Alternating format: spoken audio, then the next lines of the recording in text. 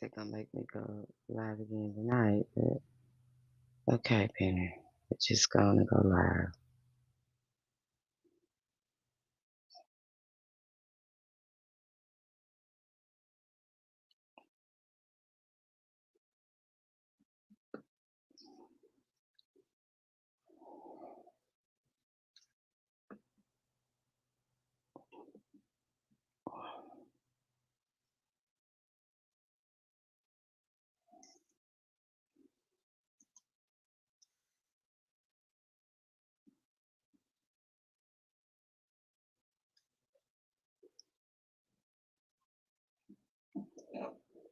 Hello, hello, hello, hello, my YouTube live. My YouTube family. Hello, hello, hello, everyone. We're gonna have an interesting topic today. Interesting topic. You might be here a while because I'm gonna break this all down as usual. I'm here to break that hoodoo down all the way down to a science for it to help you understand it. Okay, it's a science. I know people come up here and they're doing fancy stuff and they're calling it magic and hello positive vibes. They're calling it magic and and you think you see something and you can go do it tomorrow or you can do it that day. But I'm here to tell you hoodoo is a science and we break it down like that on Spiritual Roots Community on Patreon. But I'm going to share some gems with you here today that will probably help you understand um, hoodoo, how we examine hoodoo over there. So before we get started into hoodoo and talking about this great subject, this great topic that you're going to really enjoy, that's going to give you some knowledge about hoodoo. Uh, I have to tell you that hoodoo is a closed practice. It's closed. It's not open. Okay. And why is it closed? Hoodoo is a far more than spells, charms, and curios that outsiders often reduce it to. It is closed, an ancestral practice, a living spiritual tradition born from resilience, wisdom, survival of African descended people in America. It is a bloodline magic deeply rooted in the lived experience and cultural memory and spiritual inheritance of African Americans whose ancestors endured the transatlantic slave trade and centuries of systemic oppression. Okay, we just told you that it is closed. So if you did not experience that, it is closed. When outsiders attempt to appropriate hoodoo, they often strip away this connection to Black history, oppression, and liberation. Respecting hoodoo as a closed practice is not gatekeeping for its own sake. It is about preserving the sacred inheritance of a people who fought to keep it alive under the most brutal conditions unimaginable. Okay, hoodoo is a gift from the ancestors to their descendants, a survival technology, a sacred science, a living testament to resilience. It is not open to all because it was not meant for all. It was meant for those who carried the blood, memory, and spirit of the people who birthed it. That's simple. It is closed. I have to make that statement before I start because I don't want nobody to get it twisted. Okay. So today I wanted to come here because we've covered so much over there on our platform over there when it comes to breaking down hoodoo and the science and going over uh, the comedic sciences and understanding how hoodoo works and where all of this comes from. And we have to go through that because, again, this is where a lot of these religious, theological uh, religions and things, they came from, again, a older practice, and they all trace it back to ancient Kemetic Egypt. Okay, so we have to look at that because that's where a lot of people, a lot of these religions are getting some of their concepts.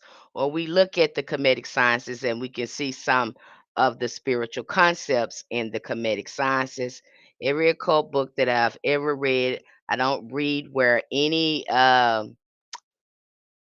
any occultist has not read Egyptian Kemetic sciences to understand the spiritual sciences. They have to read it. Okay, because who perfected it? Our ancestors. Hi, the goddess V. Hello, royalty. Hello, AYD. Hello, Sydney. Hello, Mary So, Mary So, Sarah.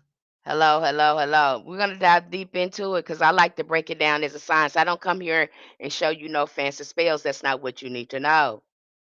That's not what's gonna help you because again, you get so far with that, and then you don't understand what's going on with your magic because you didn't connect with your ancestors. I'm gonna get you with your ancestors. We're gonna get you with your ancestors. You have to be in alignment with your magic. It's just a shame that you would reach out for something and not even ask your folks what you supposed to be doing. Because again, hoodoo is ancestral centered.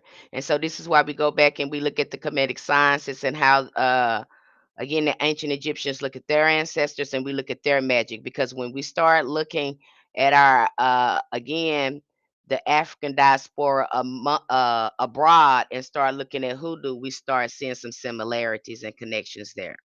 And we have to look at it to understand more about hoodoo, the cosmology of hoodoo. That's why we look into Congo cosmology.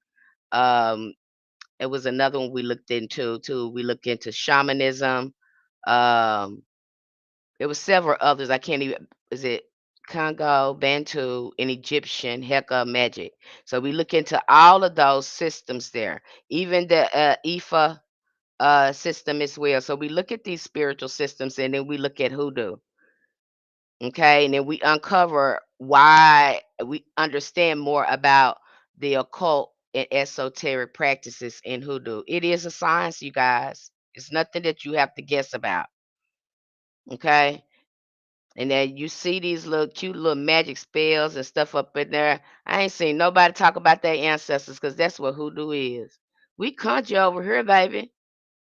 We natural necromancers. We've always understood this symbiotic relationship we have with our ancestors and nature. Okay, hello Golden, hello Dimples, hello Westeria, hello Dean Paul, hello Miss Geese, hello everyone, hello to my TikTok family, hello to my YouTube family, hello. Happy to have all of you here today. Gonna be a very interesting topic because we're going to talk about hoodoo from a spiritual science. A lot of people got you thinking that hoodoo is Christian based. It is not. It is not. You can say those songs, but you better know what you conjuring and who you conjuring, what you talking to and what you talking about. Yeah, they work. They got psychic energy in them, but also in those songs where we break that all the way down for you, there are angelic presences and other spirits in those psalms that you are conjuring when you say them.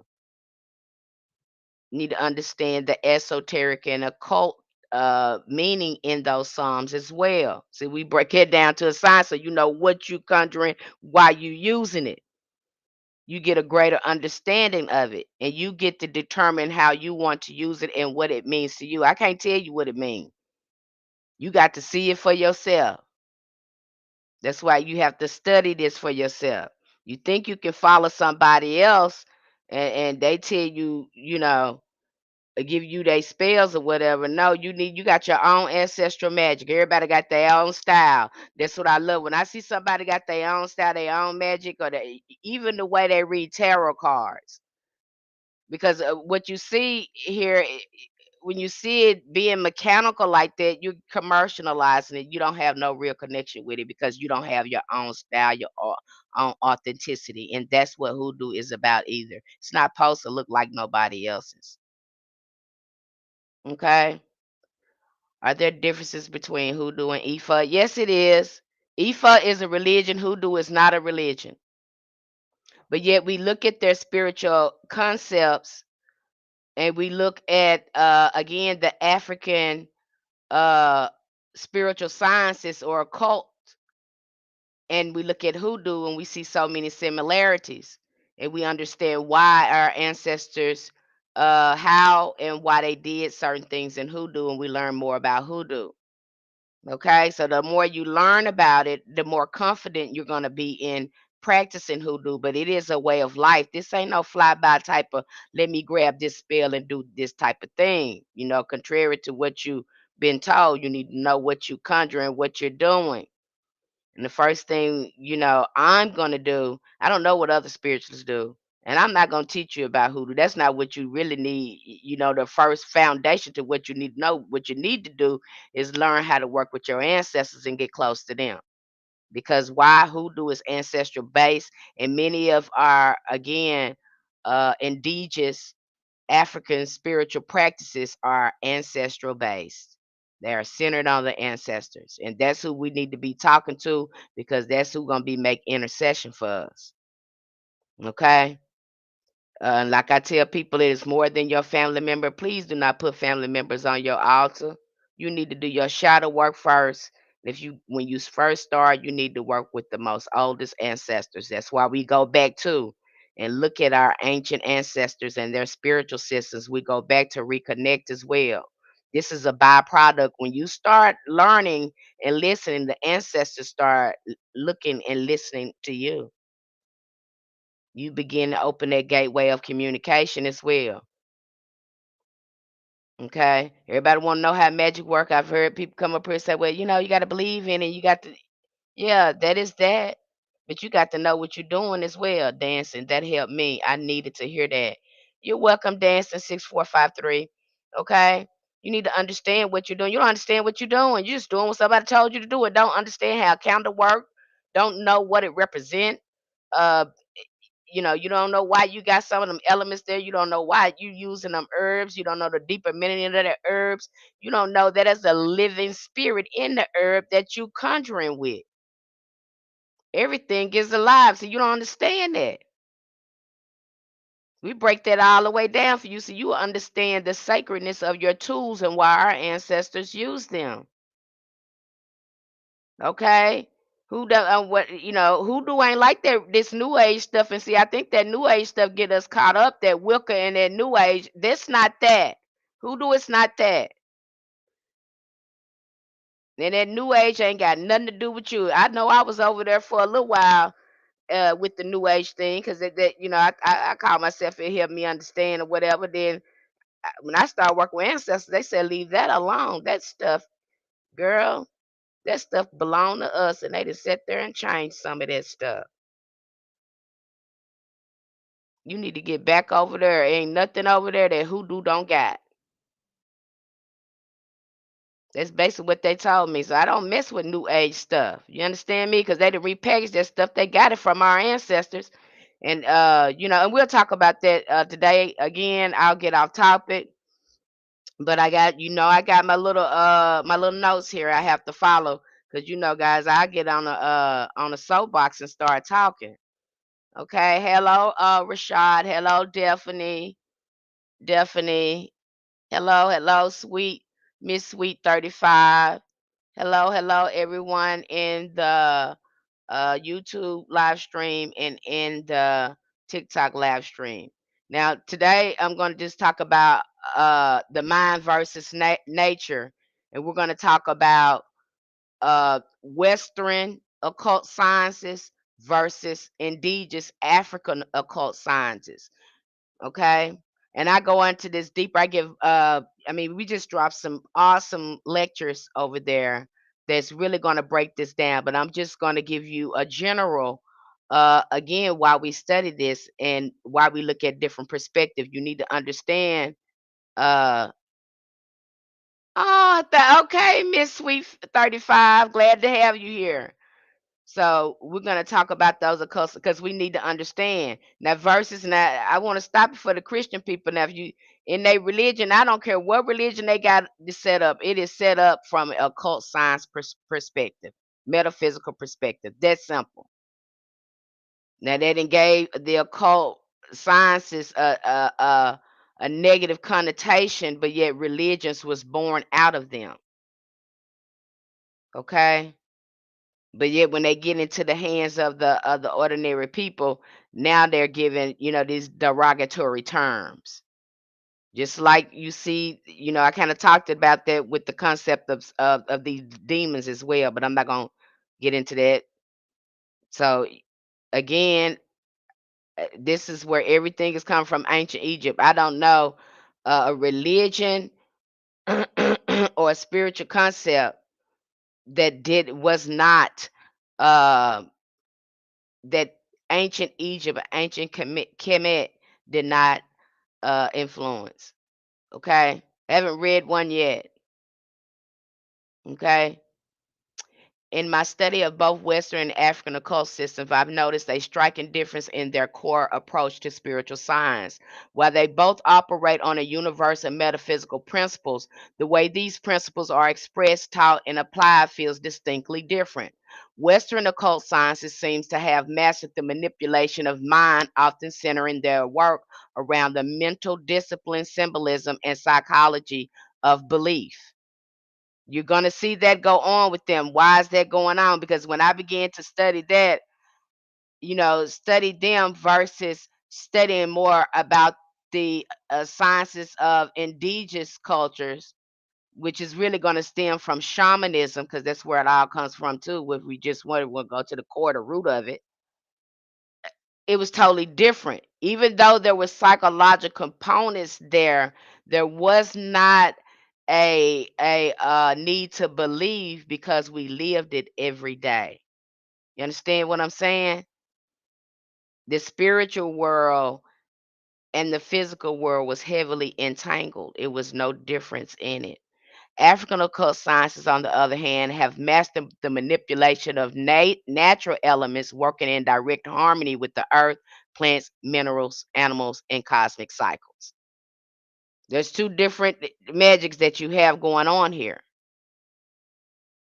okay? Especially when you start looking at, again, the Western occult and how they are explaining magic, and then looking at how our ancestors looked at it, because we looked at it as everything was alive instead of trying to believe something and manipulate ourselves. And we go into that a lot further when we start looking at the psychology um, of the indigenous mind and how our ancestors saw things.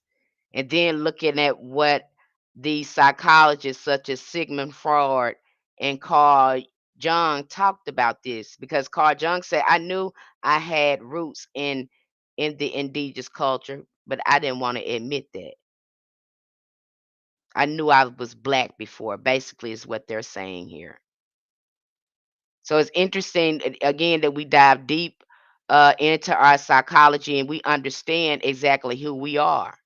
When you understand that DNA in you, okay?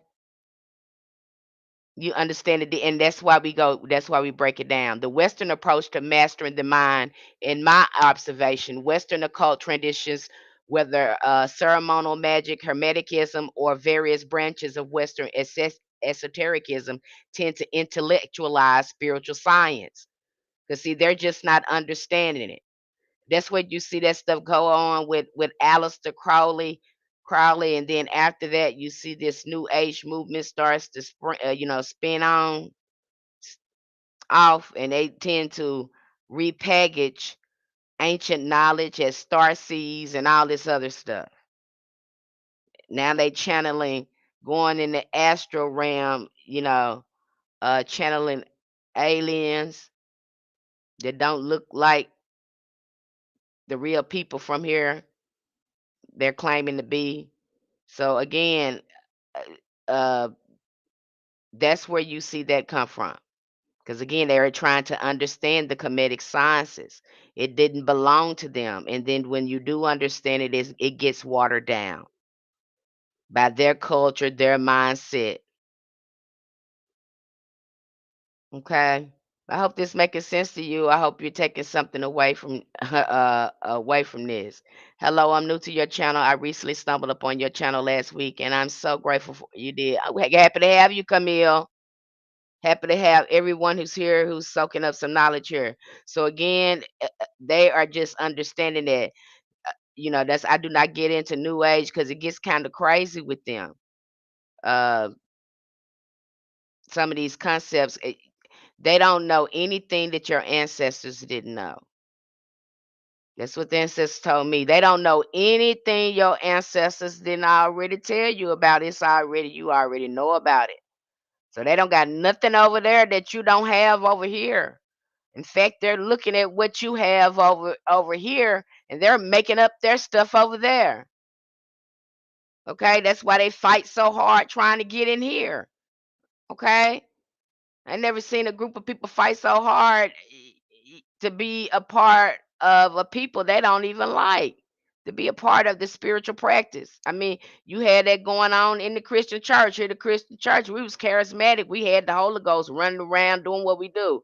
Them folks saw us in that church and they started doing what we was doing. You best believe me, they was doing it. You hear me? Because our religion, their religion didn't have no meaning till they put it in our hands. They didn't know how to use it. They didn't know the spiritual science behind it, but our ancestors put some spiritual science behind it, hoodoo, and it worked. Why? Because they understood the spiritual science. And here you have these pale-faced people trying to use to manipulate the mind. We can go back to their color again, trying to manipulate their mind. And here our ancestors was using it to liberate their souls. Do you hear me talking here?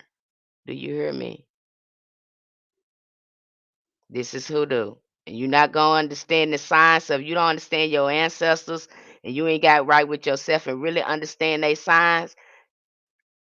You don't understand the magic and the DNA you got working in you, then I don't know how far you're gonna get. And you're gonna have to get in alignment with your magic. I know folks ain't telling you that, but you gotta get in alignment with those energies. If you're trying to access those energies, you gotta get in alignment with it. You can't be raggedy and dirty trying to get in alignment with high frequency energy or trying to access it to manifest, your life. And hoodoo is a way of life. This ain't no fly by thing because you got to be right with your ancestors and working with the right ones. Okay. The strength of this approach is its precision. Okay. When we approach mastering the mind, the strength of this approach is precision. It trains the practitioner to focus their mind like a laser using visualization, ritual structure, and carefully chosen symbols to program intention into reality. However, the mental focus can sometimes come at the expense of the essence of nature. So again, making sure, I'm not saying that they wrong in using their mind the way you're using it. Uh, it wasn't intended for that way. You're using to manipulate mind instead of tap into the forces and natural elements of nature. That's how the occult sciences are being used right now to infiltrate the mind. Hello, Tina Cherry. That's how it's being used right now. You see it in church, you just see it. Uh, now I want to talk about something else. I'm gonna do a slow down because we still got a lot to cover here, you guys. I'm gonna break it all down for you like I always do. But I was looking at a post the other day. So these people are getting very interesting to me. And I love the African traditional religion. Don't get me wrong. When it is practiced in a sacred way, it's a beautiful thing. But when you got people up here coming for hoodoo practitioners or coming for other people, because of the style of the way they don't agree with it because of their religion, you're no different from Christians. Who are you? I mean, I just don't understand why you would go out your way to hear this woman is of African descent. This is my problem. I want to put it in greater context for you. Here's this woman. This is a woman of African diaspora descent. She got her Oshun cards. This is the way she wants to do her thing. This is her magic. This is her spiritual journey. it calls out to her. Okay, here you have this other person of African diaspora, looks more European, pale face. Okay, uh, could have some African diaspora descent in him. However, he's initiated into Ifa, and then he's kind of, you know, again ridiculing her for her practice, but wherever he's in a ATR. Let's stop it here. My thing is, first of all, did you have nothing else better to do? I know this, they not teaching y'all that in IFA because us hoodoo practitioners don't have time to come in here and orchestrize you on your spiritual practice of religion. And then to tell people they have to be initiated. Again, you're no different than the Christians telling us we can't talk to God because we ain't Christians. You're no different. And again, it's something about the religion. Once the spiritual practice is beautiful at first until the religiosity gets up in there. And then you start looking crazy and fanatical, and you work so hard trying to get people initiated, and that is where you can see a lot of corruption goes on at. And I really wish you guys would stop it and find something else to do. It's like you should have enough stuff to talk about in IFA to keep a conversation going to attract light to you. But yet you are using rage baiting in a way, to promote your religion. Some of you, is all of y'all like that? No, but I got to talk about it. Please stop it. Okay, especially to the people of African diaspora descent. The way we approach our spirits is our business. Now, if you've been taught that, oh, we do it this way in your religion, well, that's what you've been taught. Religion teaches you to do it just that way. You chose that. You agreed that you can only do that way, do it that way. You believe that. Religion takes a lot of belief. You got a belief in that stuff, and again, throw away some of your common sense. Now, if that's what I'm doing good, Shakita. Hi, Jericho.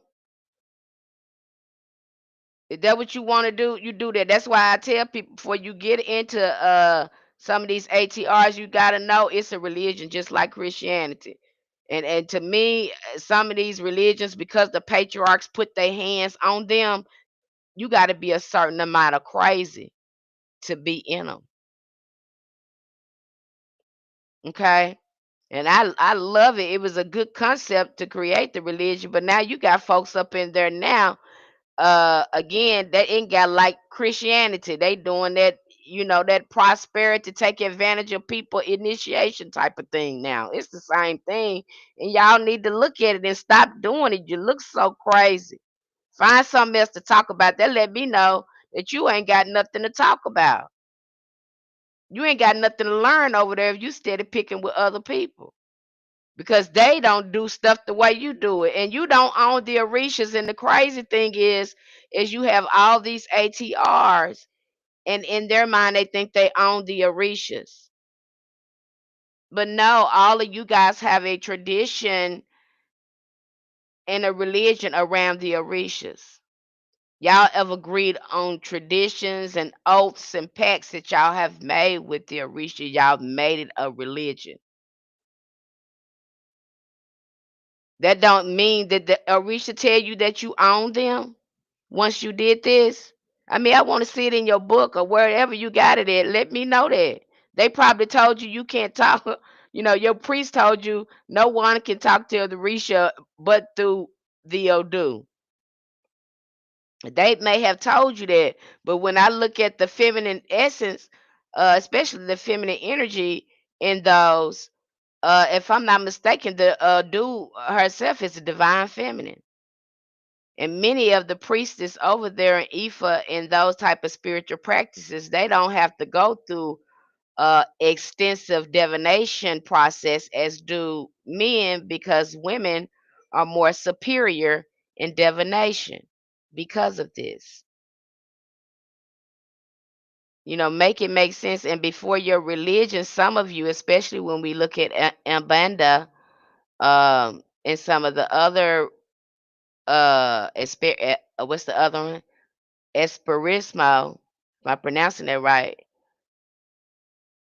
They practice a little different as well. So again, it's no spiritual science to what you're saying. Um, I don't understand what's going on because again, that religion kind of make y'all crazy, and then you're using the same tactic that Christians use on us, telling us we can't talk to God because we ain't Christian. It's the same concept. You don't own the Orishas, just like the Christians don't own God. I don't know. I have to sit here and laugh about this because nobody is slowing down. They're too busy trying to scam people and manipulate people. They're not even slowing down to really think about what they're doing. And then the people that's wanting and longing this connection, they're not slowing down enough to see where you always have your ancestors to guide you on that. Okay. Hi, Sky. Hi, Jen. Oh my, I looked at that way. It's still giving churchy. Yeah, it's still giving churchy. This religion. That's why, when I first got into hoodoo, when I was first making a conscious decision, because I worked with angels for a long time. I worked with tarot and angels for a long time. And then when I say I want to get grounded in something, I want to get grounded in something of my ancestors. I looked at all of them. And when every time I looked at something that was a religion, my body tend to tense up. I was like, no, that's not it, because that remind me of Christianity. Then I looked at another ATR. When my body tensed up, I was like, this ain't it, because I didn't leave Christianity to go right back into something like this. This ain't it. I don't need nobody trying to control my mind. I want to be following the spirit, not no man. That's what I want to follow. I want to follow the spirit, not no man. I don't want to get caught up behind nobody. I want to be following my ancestors because they're not gonna lead me wrong. Okay, I want to be following no person. Okay, I don't want to do that. I want to learn how to trust my ancestors, and know that God is God. Okay, so when I started seeing, I said no. And then when I looked at hoodoo, hoodoo felt like home. It gave my body ease. you know I felt flow, I felt harmony when I looked at hoodoo. For each his own. Some people want to jump over there and get initiated, but a lot of people doing that for title and to manipulate people's minds. They are.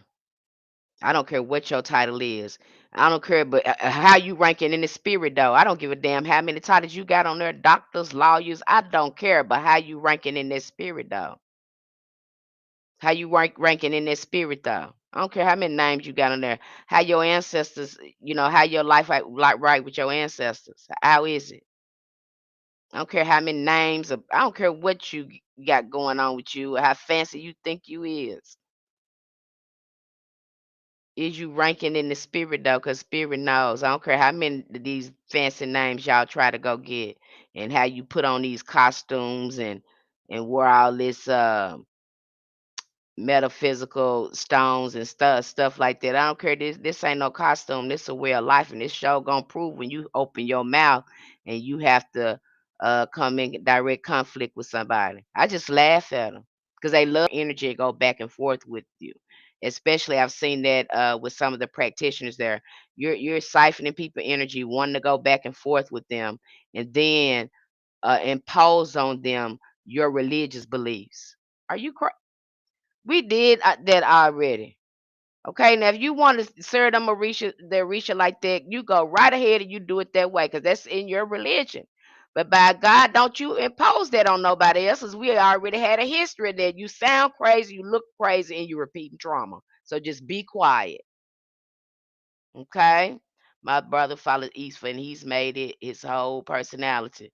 I'm telling you, they better get somewhere and sit down. I mean, it's fine if that's your religion and to make you a good person. That's what it's there for your own spiritual empowerment and growth. It ain't there for you to sit there and look at other people's stuff and try to ridicule and criticize them on the way they approach their spiritual practice. That's none of your business. It had nothing to do with you. Now, if you want to share something with them to help them, do that. But if you don't, you need to keep on moving. Are there some things within the religion realm that are tied to the ancestral and hoodoo? For instance, I'm reading the book of Psalms of now, and the wording within the psalm sounds very ancestral. You will start to see that. Yes, ma'am. You will start to see that as you go on and read those psalms. You will start to see that some of it is ancestral, especially when you start looking at the names of the spirits of some of these songs that's in some of these psalms. Now we break that down over there in the book. Now a lot of people think they should be getting the power of psalms. They think they should be getting a book. They think that's the book. No. You should be getting the older book called The Secret of Psalms. That's the book you need to get.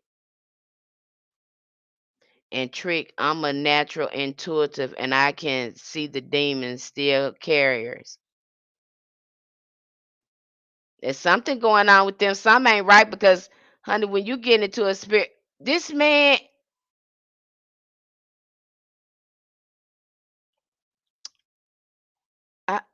I'm sorry, y'all, I was distracted. I'm sorry. Um,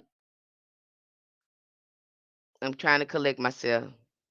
I have to talk about this in another video.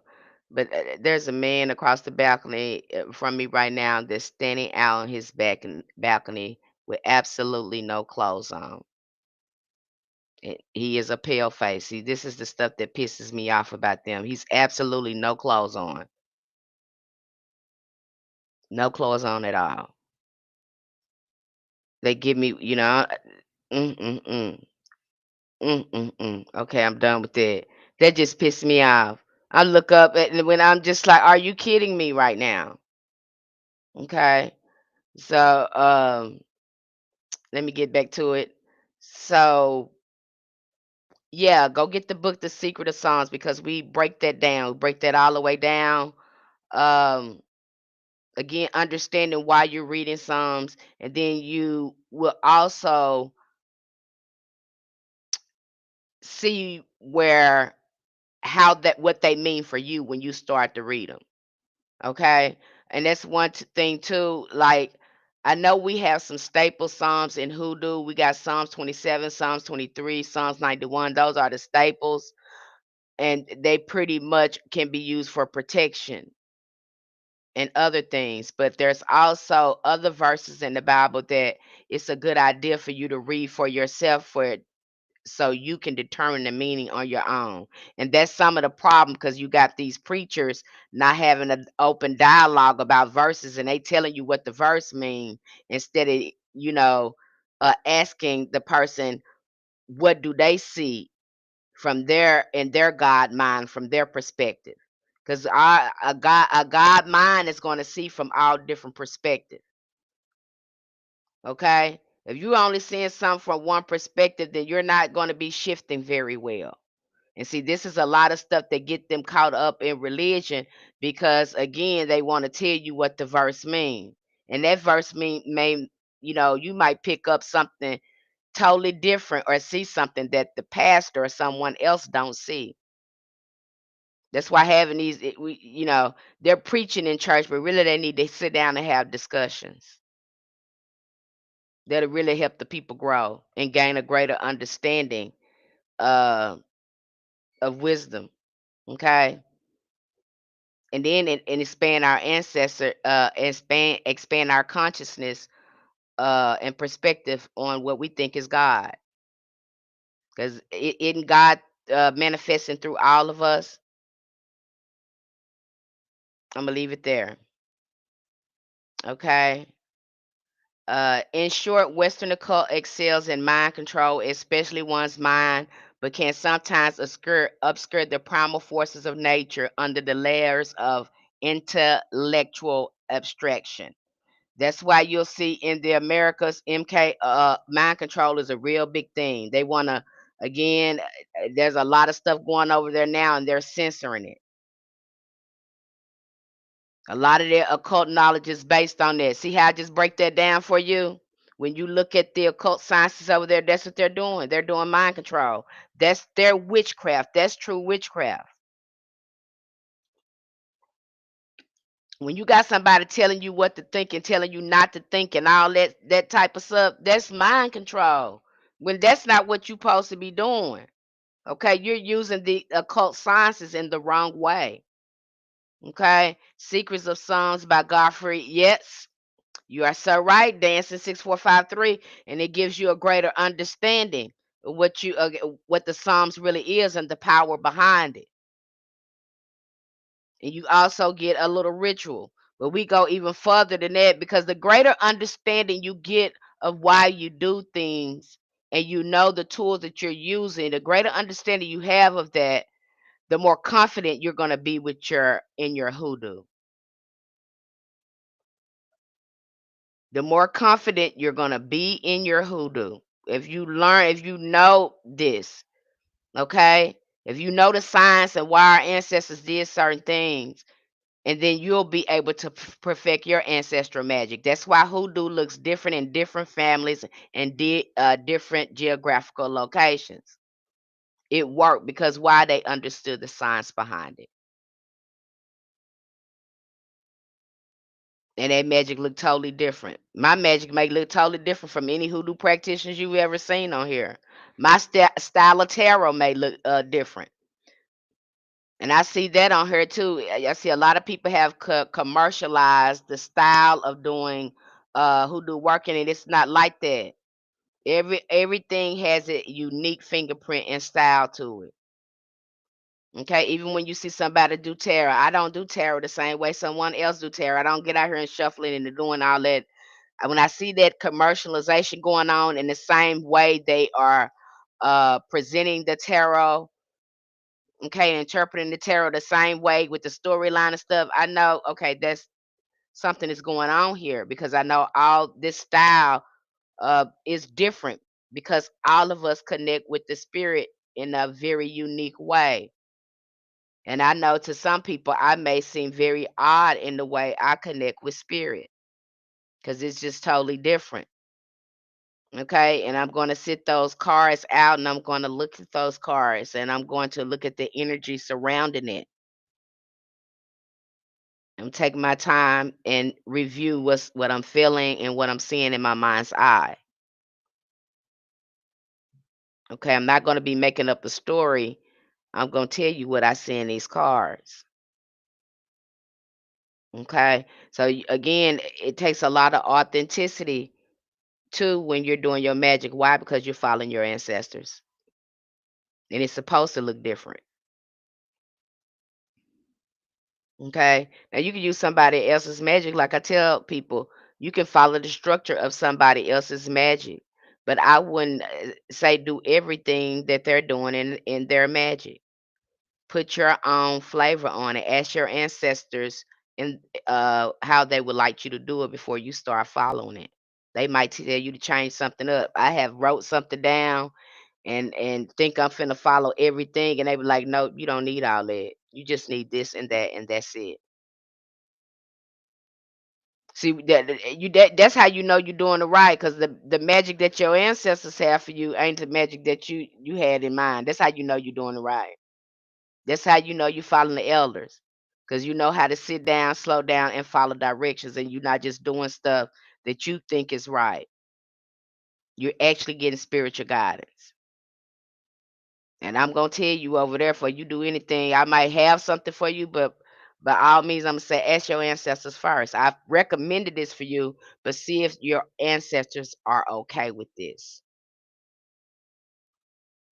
because that's gonna be the power in your magic.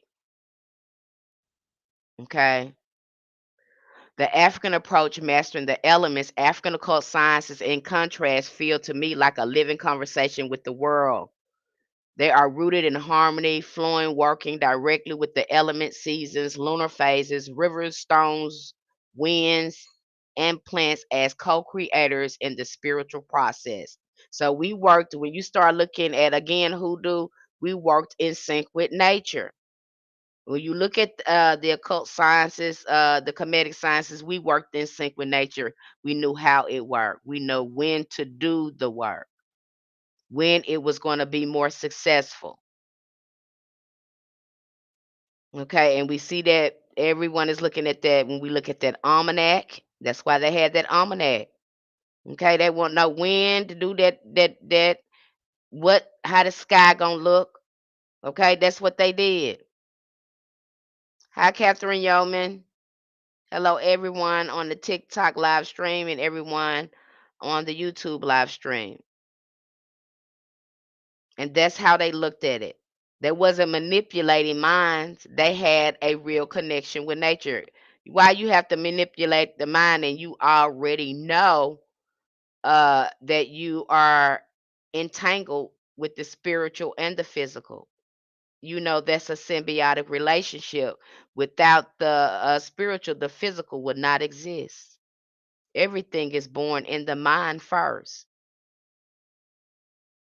That's why it's important when we get over there, you get over there that you understand the psycho-spiritual components of hoodoo too. Why are we doing the baths? What are the baths supposed to activate in our psyche? See, but y'all don't go there for you. You kind of looking at magic, but all of this goes together. Because if your mind is not right, your magic is not going to be right. That's why we look at the occult. We have to reprogram the way we think and connect back with nature and learn how we're connected with it. So you just throwing herbs and stuff in candle jars and pots and stuff and not really knowing your connection with it. How is that doing you any good? How are you bringing any sacredness to the work? Okay. These systems, whether hoodoo in the diaspora, traditional African priesthood, or indigenous healing arts, do not separate spirit from matter. Nature is not a symbol, it is an active force, a teacher, and a healer. The elements themselves are living beings that respond to respect, offering, and alignment. You heard it there. When you get in alignment with it, you want to know, whoa, this not working, Miss Penny. Why this didn't work? I did this, it didn't work. Did you ask your ancestors? Where are you at on your shadow work when it comes to this work that you're doing? Because it's a byproduct. And I tell you, it's every time you do some shadow work, it seems like you're able to go higher on the frequency with your magic. You're able to manifest better every time you are pulling some of that stagnated energy or unblocking yourself. You're able, again, it's a byproduct. That's why there's no initiations over here in hoodoo because it's certain frequencies you're not going to be able to access until you do that. You're working directly with your ancestors. Okay? You're healing. It's a byproduct. You're changing the frequency, your own frequency, and you are again healing your bloodline all at the same time. And when you're able to do these things, you're able to access higher frequency. And what does this do? Give you better manifestation results in your magic. Byproduct. I'm gonna break it down to you. I'm not gonna play with you and come up here and show you no spell and fancy stuff, and you don't understand what's going on. That ain't helping you.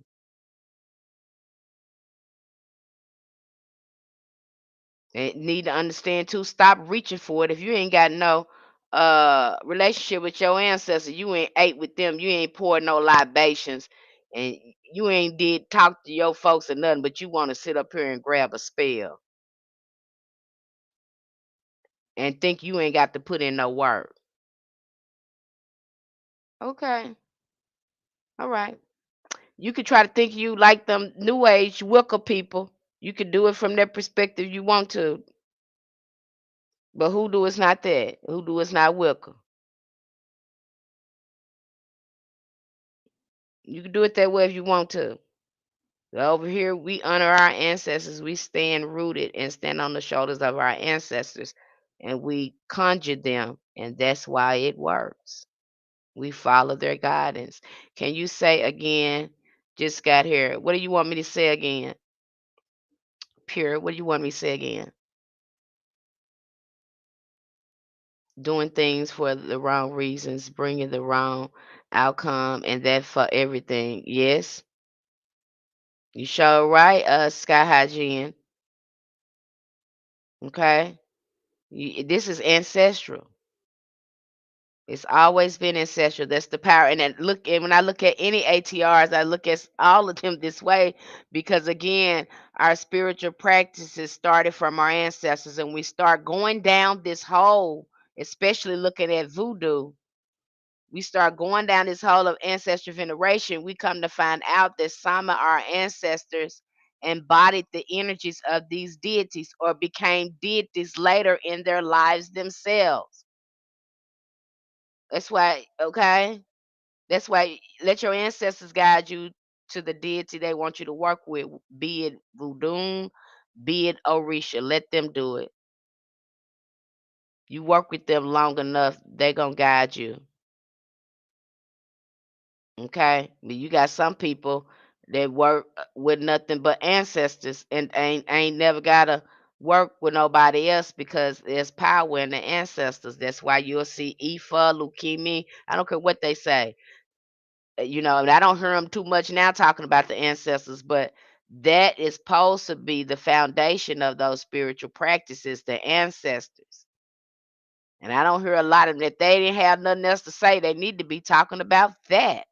You would think they'd be talking about that, the Egungun, the Baluka, they'll be talking about that. But no, they on a whole nother thing.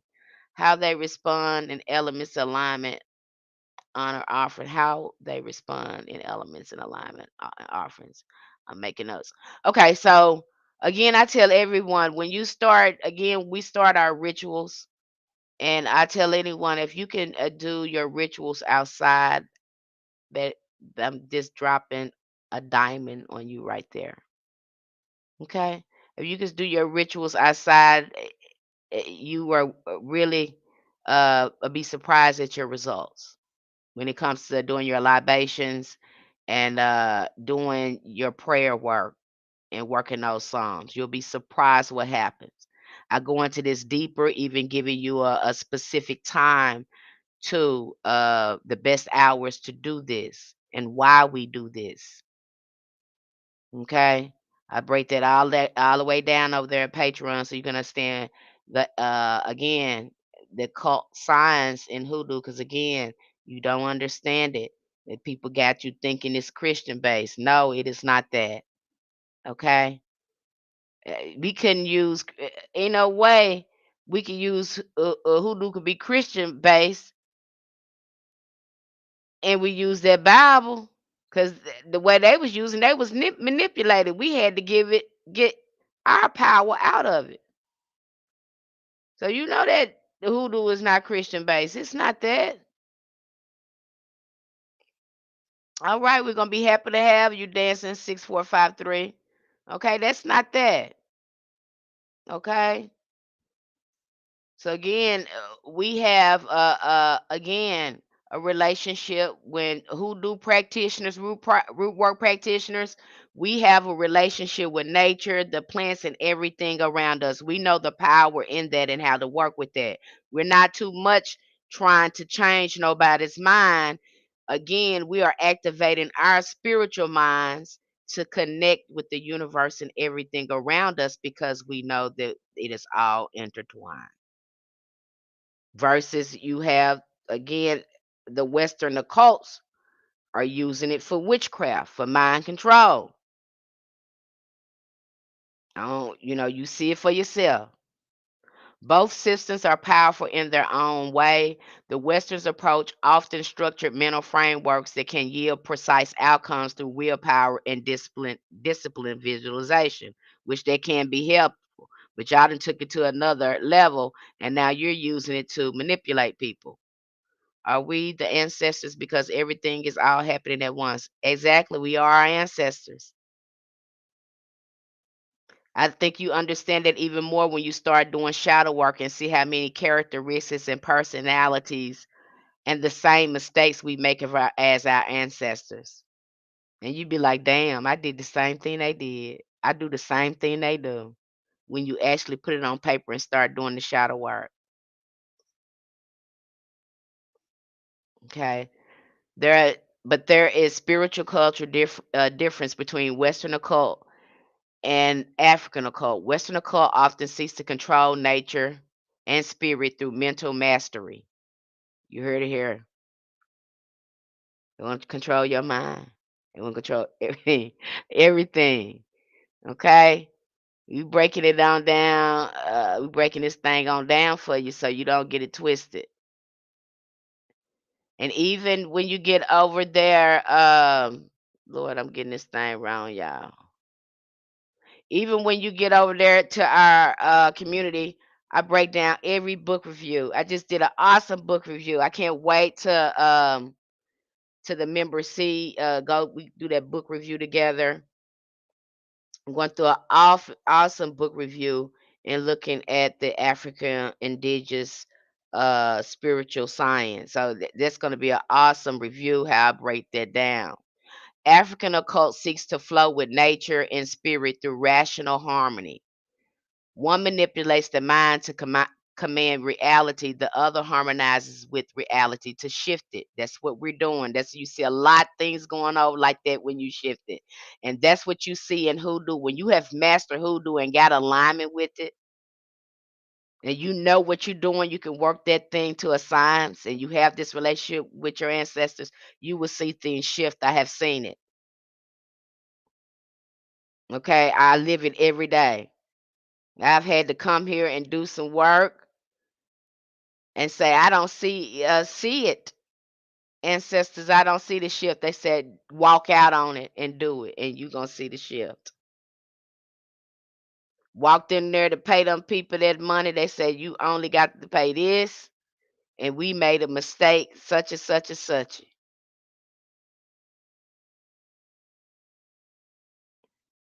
I'm telling you, when you get right with your ancestors, the way get right with your ancestors and do it the right way. You may be working with family members right now, and it's not, shifting the way you want to. I'm gonna tell you, get those family members off, and we need to start working with healthy ancestors immediately. Do not put family members on the altar if you have not done your shadow work. We're gonna get you right in the shadow work and putting healthy ancestors in there because we're here to heal the bloodline. There's so much trauma in it. So we need to be very careful how we're putting family members on the altar and were they healed, were they good people, were they good ancestors, were they good supporters, what kind of life did they have. All these things are important. We just don't put family members on there. Okay, I'm going to teach you. I know you've heard that. Okay, I know if you've heard that. But to get you in alignment with healthy ancestors is where we need to be to see the power in your hoodoo. Okay.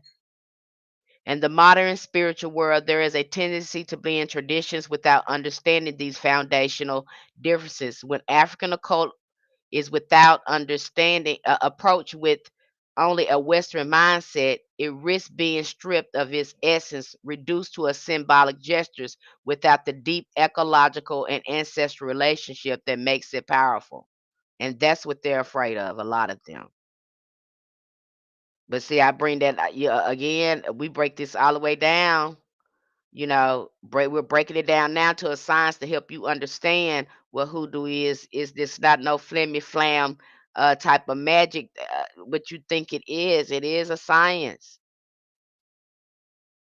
There's a reason why we use certain things in here, and there's a power behind it.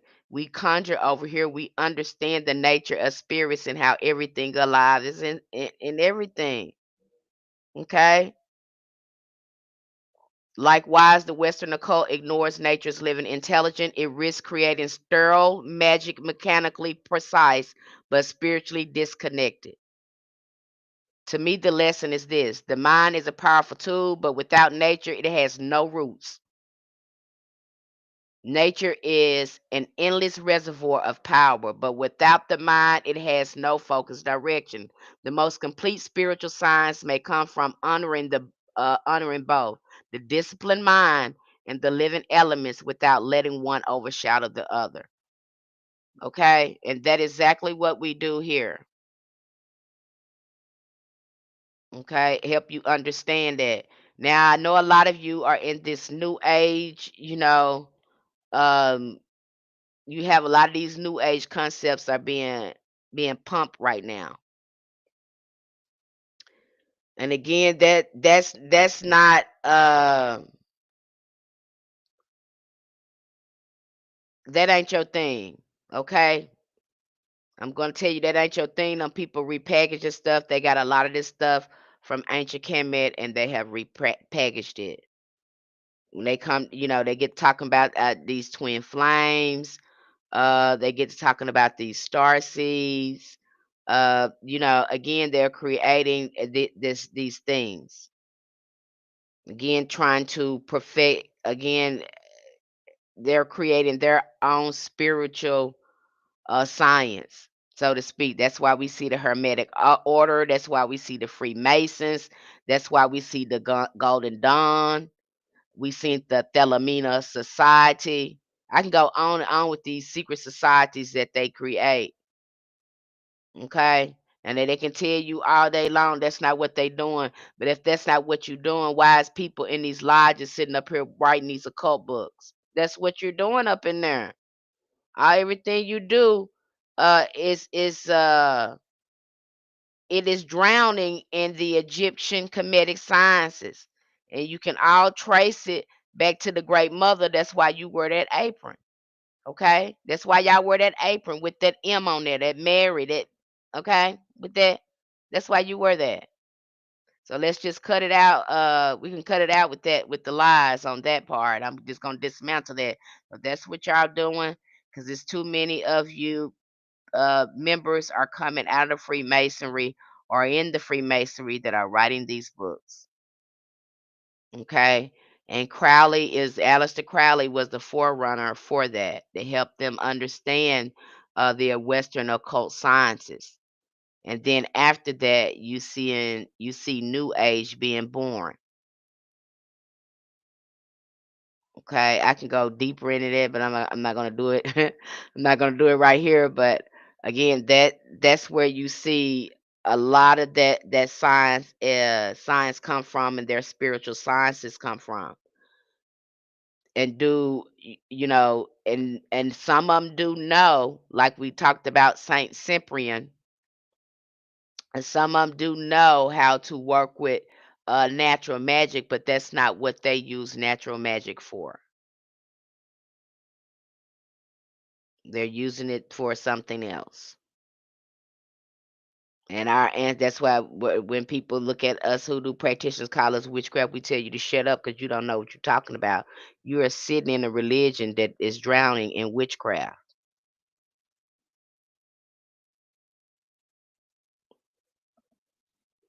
You got somebody controlling your mind. They have disconnected you with nature and your ancestors. You are sitting in something counterfeit, GMO type stuff. That's what you sitting in. So, and you come over here and tell us that you doing witchcraft. Are you serious? And you sitting up here taking communion, drinking somebody's uh blood and eating their flesh and all this kind of stuff? Are you serious right now? I don't have such a ritual over here like that. I don't think I would create a ritual like that on my own. I don't even have a mind to do that. And it's amazing that they have a mind to do that over there, and y'all have normalized that.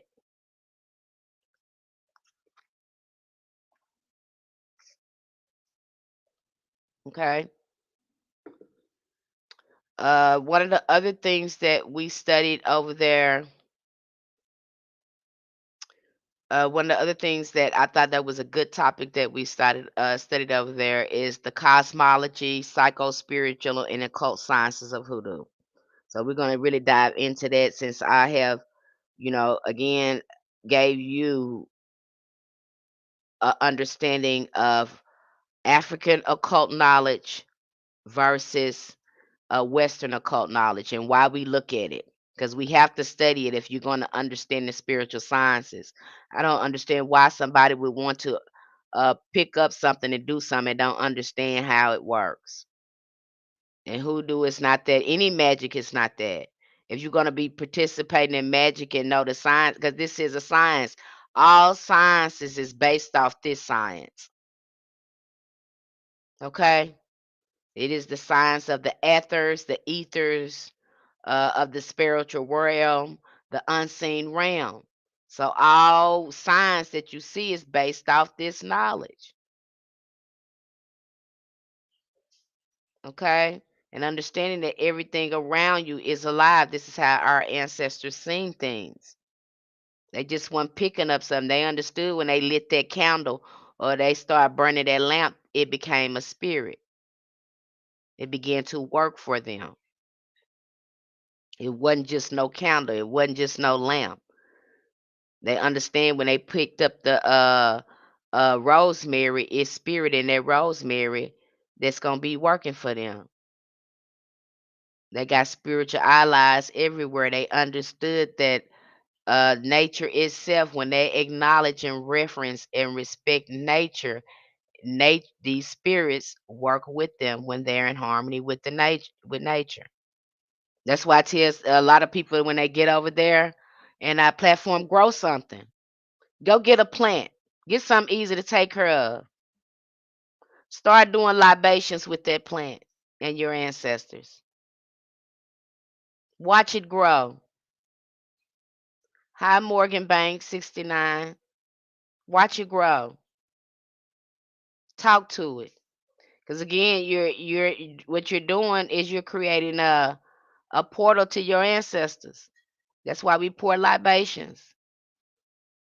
Trees are nothing, when you look at plants and trees, there are nothing but, again, a sort of communication network into the ethers, into the realm of the ancestors, nature around us. Okay? Hoodoo, often described as an African American folk magic, is far more than a collection of spells, charms. It is a living spiritual technology rooted in cosmology of African ancestral traditions. To understand hoodoo deeply, one must see it not just as a practice, but as an entire worldview that integrates the physical, spiritual, psychological realms into a single interconnected reality. Now, I've heard people say that, and you'll hear some other people that's practicing magic and trying to perfect it. They say they almost went crazy trying to get it right, because again it takes a lot of integration for you to understand that you have to unlearn all the lies and the fake science that they done told you and disconnected us from nature and all this stuff separated, and to get back to understand how it really works. And you do feel like you crazy sometimes, again, because you have to reprogram your mind. And that's what it take too for you to understand the mechanics of hoodoo. It's not magic in itself. It's your understanding and the wisdom of how to work with nature. Have it work for you by getting in alignment with it. How do we do this? We do this by shadow work and calling on our ancestors first. Because I tell people, once you start doing that shadow work and ancestors work, some of the work and magic you think you want to do, you won't even have to do, because you done got in alignment with it. You've been talking to your ancestors and they've been fixing your life. Hi, Wildflower.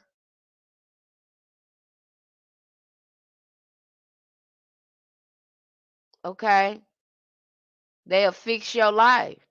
And I'm gonna tell you that when you get over there, I don't know what these other practitioners doing, but I'm not gonna show you no work.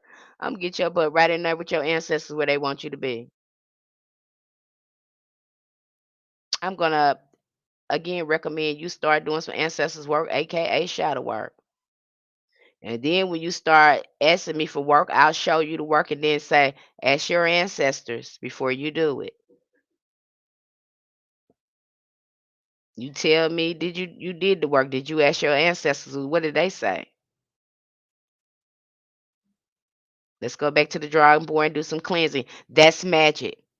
Because again, you're perfecting your magic. And how does it look? A real practitioner is going to document everything they do. You know why they're doing this? They seeing what works and what don't work. See, this is a science to this. We don't go over here and do things frivolously. We do things at a certain time, at a certain day. And if we conjure, we're gonna figure out we're gonna do it with our ancestors, or do our ancestors want us to conjure with another a angel or a saint? That's what we do over here. We learn about the nature of spirits over here. We look into necromancy because we need to know how spirits move, how to communicate with spirits. Because why we look at necromancy? Because necromancy is in our spiritual practice when we talk to our ancestors.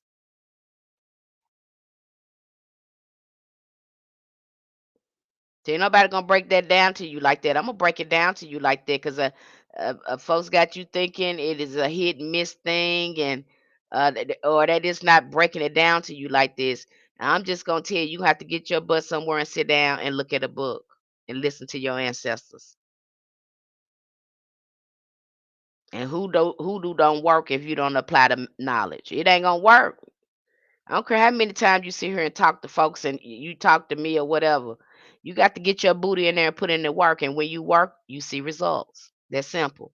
What's your morning routine look like? My morning routine look like getting up early in the morning, uh, between 3 or 5 o'clock in the morning, doing some psalm work, and then going out pouring libations and calling on my ancestors, and then coming back up in here doing some meditation work and talking and doing some prayer work with my ancestors.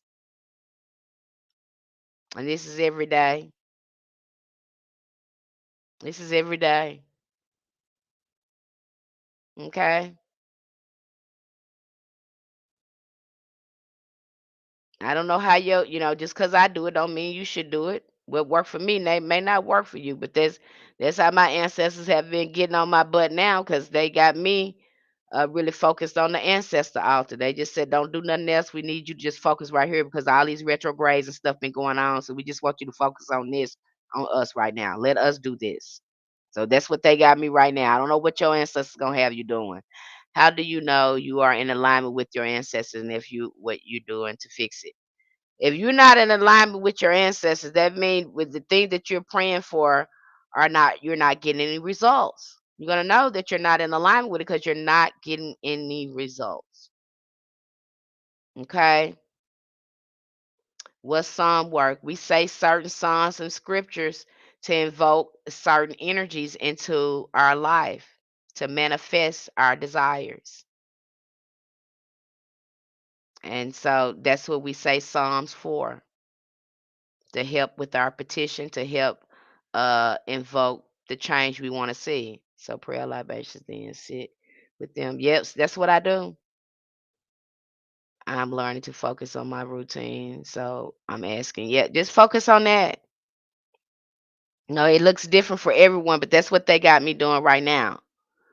Okay, when they want me to do something else, the libations and working with them for the most part is going to be consistent, depending on they what they want you to do. But sometimes your ancestors, they'll have you to work with them. I have people that have worked with nothing but ancestors their whole lifetime and never work with another spirit. And you'll see some hoodoo practitioners that work with Saint Expedite, uh Saint Michael, and some more out there. Okay, it's still hoodoo.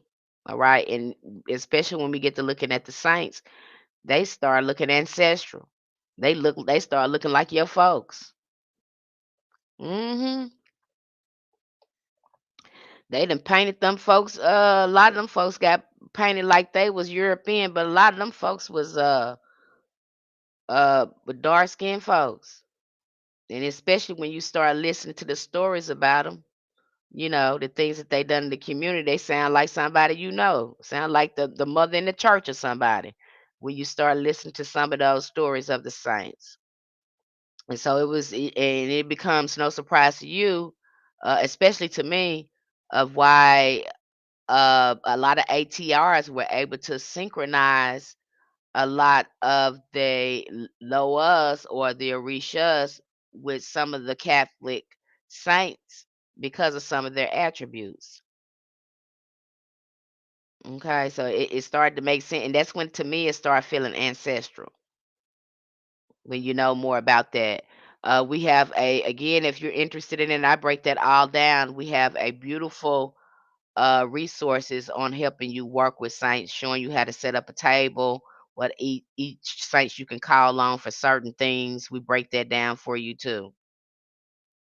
Okay. So everything is not about Psalms. I'm seeing that about that. Hoodoo is not Christian based. It is not a religion. Now you can practice hoodoo on the side of any religion. Why? Because it's nature based, it's ancestral based. Okay. It probably help you understand your religion or practice your religion better because you understand spiritual science. But it's not a religion. There's no initiation here because again, you are the initiation. You're gonna be putting in the work. Your whole work, especially doing that shadow work, is going to feel like an initiation once you start doing the heavy shadow work, and then you go to the altar and start trying to do some magic. You're gonna see how fast it happens. You're gonna be like, "Damn!" Again, you're gonna feel freer. You're gonna understand more, and that's what needs to change. The alchemical stage of the mind needs to happen. And some people feel that, I heard a lot of people say they feel like they was going crazy because they had to change the whole way they looked at things and at the world. So your mind, it has to be right. Okay. And a lot of us hoodoo practitioners have been doing it a long time. We know what that work entails. We know what that work entails. Okay. That's why we can sit here and tell you about it. This ain't no fly by thing. This is a way of life and stand in alignment. So when you ready to do some magic, you can do it because you are in alignment. So you teach how to use alchemy to change the mind. I didn't hear what you said about. All of this works together. Hoodoo all works together. It is an alchemical spiritual science uh spiritual science. It all work together. Magic is like that. Magic is born in the mind. It's not just the tools that you're using. If your mind is not right and you don't understand how you are able to work with these certain elements on your altar or the things that you're using in your work, then it's not going to work for you because you don't understand the tools. You don't understand the spiritual science behind the herbs, behind the candles, behind the water. You don't understand that behind the ancestors. You don't understand that. Okay. So, but once we understand, we get our mind right, then we're able to properly work with these spiritual sciences because now we know how it works. We know it starts with our mind. First, we got to get our mind reprogrammed to how this really works because we have been disconnected from the natural world. They've told us that we're separate from it when really we're connected with these things. And that is how we work hoodoo. Yeah, because my magic is powerful but unfocused. So work sometimes. How do we learn more about hoodoo and the ancestors? Again, I teach that over there. If you're a person of African diaspora descent, we have a community over there called Spiritual Roots Hoodoo Community on Patreon. The link is on the back in the bio on TikTok in the link tree, and it's on in our I think our bio on our channel. There's a link on our channel on YouTube. You can click that link and join us over there. There's a Patreon link over there on YouTube as well on the channel. So if you're interested in going that way, there's a link there, and there's a link on TikTok in the link tree. Again, you have to learn, you have to read. You have to sit yourself down somewhere and read. And we got plenty of resources for you to do that. Is reprogram your mind and learn. That's how you reprogram your mind. You learn, you sit down and read, you learn the truth about who you are. You learn you. You figure you out. Stop looking at other people and figure out what's going on with you and how your ancestors want to work with you. And again, taking your time to reprogram your mind because they start reprogramming us and disconnecting us from birth, some of us. So we got to reprogram our mind back to nature and seeing our connection. Okay. It's just that simple. And there's some people they want to bypass that. They don't want to read nothing. They want somebody to show them a spell. You ain't doing nothing but hurting yourself. You ain't hurt nobody but yourself, and then want to boo-hoo and cry when something don't turn out right, or you done jack some stuff up. But if you'd have slowed your butt down and you honored the wisdom of your ancestors, you'd have sat down and learned how it worked. You'd have sat down and read their stories and how they did things. You'd have sat down and honored their ancestors. You're welcome, Morgan Bank 69. That's the only way you're gonna reprogram it. And you ask people, well, how it work? Honey, most of us know. We did trial and error and going back to the drawing board. That's why a lot of us can come here, the ones who have gained the wisdom and gained the understanding and who can articulate it, will come back here and share it with you. And praise be the ancestors. I've been studying this long, so long that I can come here and break it down to a science. I am real rounded in it. That's why I can tell you this is a way of life. You're gonna get an alignment. And anyone who's doing magic, they have to be in some sort of alignment with it. Okay. The physical and spiritual worlds are not separate, but they're layered. Okay. And what happens in one directly impacts the other. So what you see in the spiritual realm that's happening, that's what they say as above, so below. They're all entangled. In hoodoo cosmology, the practitioner is a co-creator working in harmony with natural and spiritual laws to influence reality. The land itself, especially in the American South, where hoodoo evolved, is a sacred because it holds the memory of both trauma, resilience, serving as a spiritual archive. I think somebody had posted, they were posting something about the Mississippi mounds and things like that, and how that there were ancestral bones and things like that in some of those mounds and some of those tombs. And I said, that's exactly why I go there and do rituals on that land. That's why when I tell people, when you start erecting an ancestor altar, you need to collect with the ancestors on the land. I have seen people to go all the way somewhere, get initiated, and you honoring somebody else's ancestors and all that stuff. But you bypassing all the ancestors here in the Americas who suffered all sort of atrocities for you to be here, who planted the corn, okay? Who planted the rice, okay? They the one grew. They made the land what it is over there in America today. Then you go somewhere else and call on somebody's ancestors on their land to get initiated. What are you doing?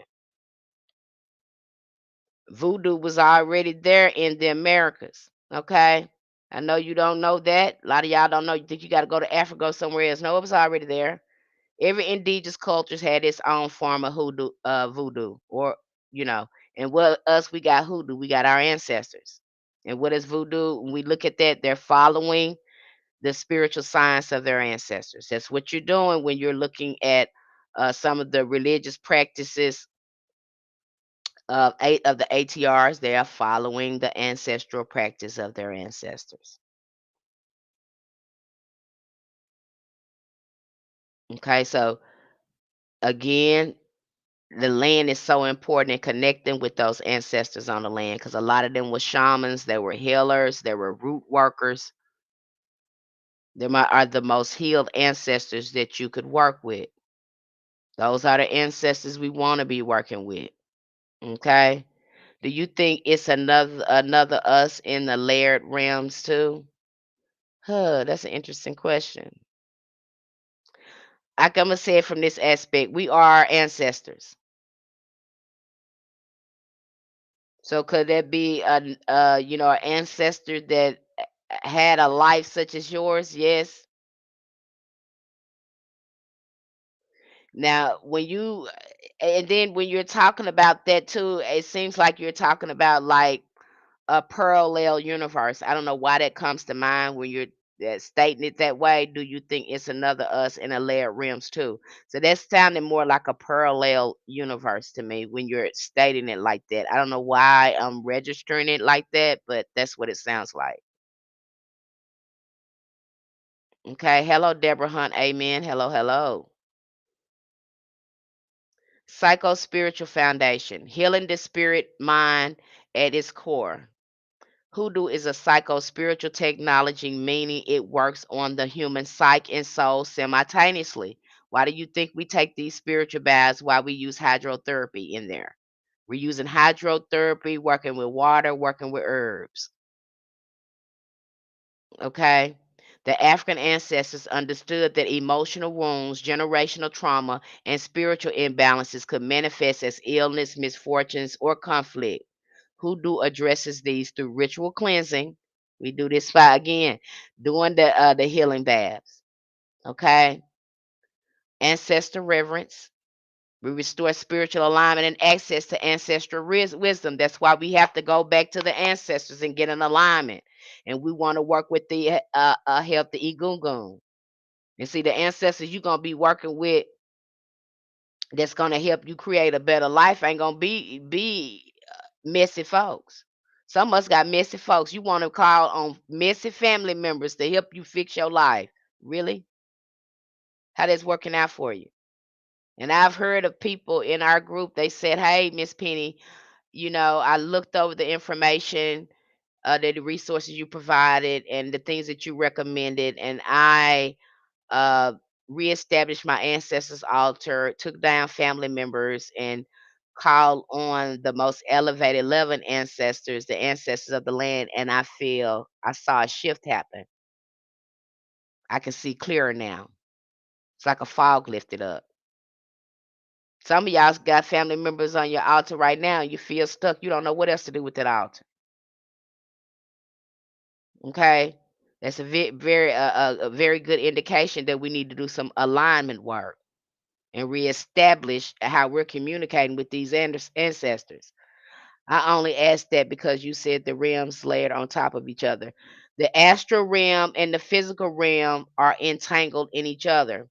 So the way the Egyptians, again, looking at the ancient Kemetic occult knowledge, they were really big on ancestral veneration. And what they understood as the ancestors, the dead was not dead, they were living with them. They were really big on venerating their ancestors. So that's the way they communicated with them. Okay, so they were very much alive. So they didn't look uh at at them as dead. They looked at them as another transition, like you said, into another realm, but still living, able to influence the physical. I hope that answered your question. I hope that answered your question. So clean it then.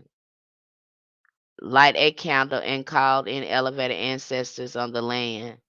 Hmm. They laugh. I just hollered. Okay. So again, y'all got some, again, be careful how you calling in these family members. 'Cause some of y'all know that, some of these family members when they didn't have it together or they needed to be healed, uh, and they're not gonna do you no good, okay? If they not healed. Because if they passed away in that state, chances are they're gonna be in that state for a little while until again the soul makes its progression. I'm asking, is that what you said you did? So you clean it, then light a candle and call it in the elevator ancestors. Hmm. I'm trying to see what you said. First, we reconstruct the altar. Yeah, you can go ahead and cleanse and wipe down your altar and talk to those ancestors and let them know, the family members, let them know you're taking them off and that you're going to be focused on healing the bloodline and you'll be praying for them. So we don't abandon them. We just let them know, hey, we're taking you off. We're going to be praying for you and we're going to restore again the bloodline to its good health. So you're going to be calling on the older ancestors. And when you do that, you instruct the older ancestors what you're trying to do.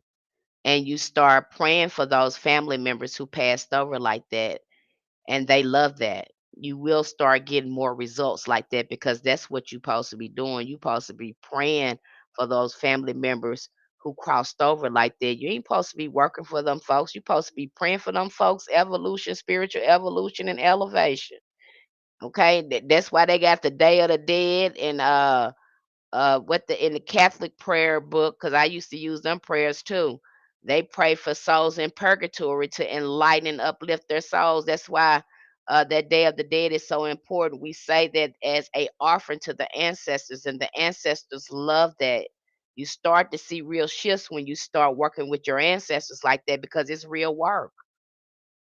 Okay, pouring them libations, keeping a relationship with your ancestors and praying for them because ain't nobody prayed for them folks probably in hundreds of years. And here you got to come in here and do that. Okay, so pray for them, name, or just let pray for them, or just pray for my ancestors who need veneration. You pray for your family members who passed over and messed up. You connect with your oldest ancestors on the land. Now, see, this is what I say, Morgan. You probably need to get yourself into a community because you're trying to do this on your own. And I know a lot of us, we try to learn a lot from these live streams or these videos, and that is good sometimes. But when you're doing something like this and you're trying to construct something, it's better if you have a community and you have those resources available to you so you know you're doing it right. Okay. So again, you connect with your oldest ancestors. I have some people who don't want to erect the altar. They want to go outside and pour libations. You got some people that do. They're okay with that. If you got your altar in the house, I say have you grow you some, have your plant where you can pour libations in that plant right there on the altar. You need to have a plant near that altar. Again, I think of it as a portal and a gateway where I can always have access to the ancestors. But if you can pour libations outside, better. But we want to connect with unknown ancestors, unknown elevated ancestors, the Egungun. We do not want to connect with family members until we have done our shadow work and we choose what healthy family members we want on the altar. That's simple. Now, if you got family members on your altar, you probably want to take that down. Let those family members know I love you. I'm praying for you, and I'm restoring the bloodline. Take them off the altar, erect you another altar. And on this altar, you may not have any pictures or anything like that. What I've noticed with the elevated ancestors, more elevated ancestors, they will start guiding you to put totems on there. They might guide you to start putting animals on there. They might tell you to put an alligator, picture of an alligator or elephant up there. My ancestors had me putting owls up there. I had so many owls on my altar. Okay, then I had a thunderbird totem that was on there they wanted. And then they had me buying this walking stick with the face of a ancient mother on there. The woman looked like Queen Califia on the staff. They wanted that. Okay. That's what I started putting, I just started putting the things on there and they guided me what they wanted on there. And most of the things that I were putting up there, they were connected with older indigenous cultures. Okay, they'll guide you. They know what they want up there. If you see something ruminate in your mind, it's just so pretty to you, and you just got to have it on your altar. That's them. They want it on there. They'll show you what represents them. And then later, after you did your shadow work, you can go on there and start putting family members on there. Because now you got healthy ancestors on there that is going to keep them healthy and guide them. Okay. Again, the link is in my bio. the link tree to Spiritual Roots Hoodoo Community on Patreon. You can find it in my bio on YouTube and TikTok. Okay. Okay. So again, I know you've been told to put family members on there, but y'all know we went through 500 years of oppression. And you know that we got a lot of personal stuff in our families that we need to deal with. You know that. And trauma can leave hundreds of years of impact, and we see that now with us. We got all types of families that's riddled with this, all types of abuse. Okay, so again, doing that shadow work and going in there, and we talked about this the other day in our conjure members. We talked about, because one lady was like, one of my members like, Miss Penny, I really want to do that shadow work. Know thyself course that you have. Do you have that? And I was like, yes, I do, but I don't even know how I'm going to present it to you guys or how I want to support you in it, because I know shadow work, it you heal better in groups. It's not good when I see people talking about doing shadow work by themselves. I look upside their I look out the corner of my eye and upside their head like they crazy. Because when your mind's sick like that, you don't know when your mind's sick until you have somebody you're talking to, and that help you start doing some shifting, and they let you see, just how sick your mind was, and start having you have compassion for yourself. Okay? Because when your mind is sick, you don't know when your mind is sick, especially spiritually sick. You don't know when you put yourself down too much and you a people pleaser, you don't know that because your mind been so sick. So you need to be around somebody that's healthy or trying to get healthy like you, so you guys can help each other shift. And again, when you working with somebody to healing together, when you work in a group healing together, you make so much progress because again, you guys are giving each other medicine. That's what's the difference about healing with a healthy person or going to a therapist for healing and all that. You're going to see more progress versus trying to heal with somebody, uh, they claim they healing, but they toxic. They ain't doing nothing but, you know, they focus on the rigmarole, and you really trying to heal. But when you really trying to heal, you're gonna again, you make progress when somebody is helping you shift. Because we're trying to get our mind back right. We're trying to get back in alignment with our God consciousness. And that has been severed when you've had a lot of trauma. Okay. And when you have somebody telling you why you made the mistake, I have to tell people, I had someone I was meeting with, and she said, I don't know why I did that. I said, look, you don't know no better. How can you make a better choice when you was born on survival and that's all you can see? Okay, if you don't know no better, you can't do no better. If nobody taught you better, how you gonna know better? But now, okay, you shifting. Now you know better. But please forgive that person that you had to be. That's the person you had to be at that time. And that person needs your love and acceptance. You need to accept that and not beat yourself up about it. Depending on what you got going on, that's how the shifting happens. And the love come in, and compassion and mercy and grace for yourself. And in turn, giving that to yourself, you're able to give that medicine to somebody else. You become the healer, and you're using that same medicine to give it to others. So when you get into groups like that, you see that medicine, it just flows. It's a beautiful thing. A bond happens. And that's what needs to happen, because you're restoring balance, you're restoring community, you're restoring sacredness. That's why our ancestors, they got up and they would testify. Again, this is a psychospiritual thing, how they was using the church. I don't know what happened to them now, because I don't know what happened. We talking back then, okay? When that spiritual science was heavily in the church. Release it, talk about it, what you struggle with. And then them sisters in the church, they knew how to help you and rally around you and pray for you. They didn't judge you. You really do heal better with the community, but there is also a time for solitude. Exactly.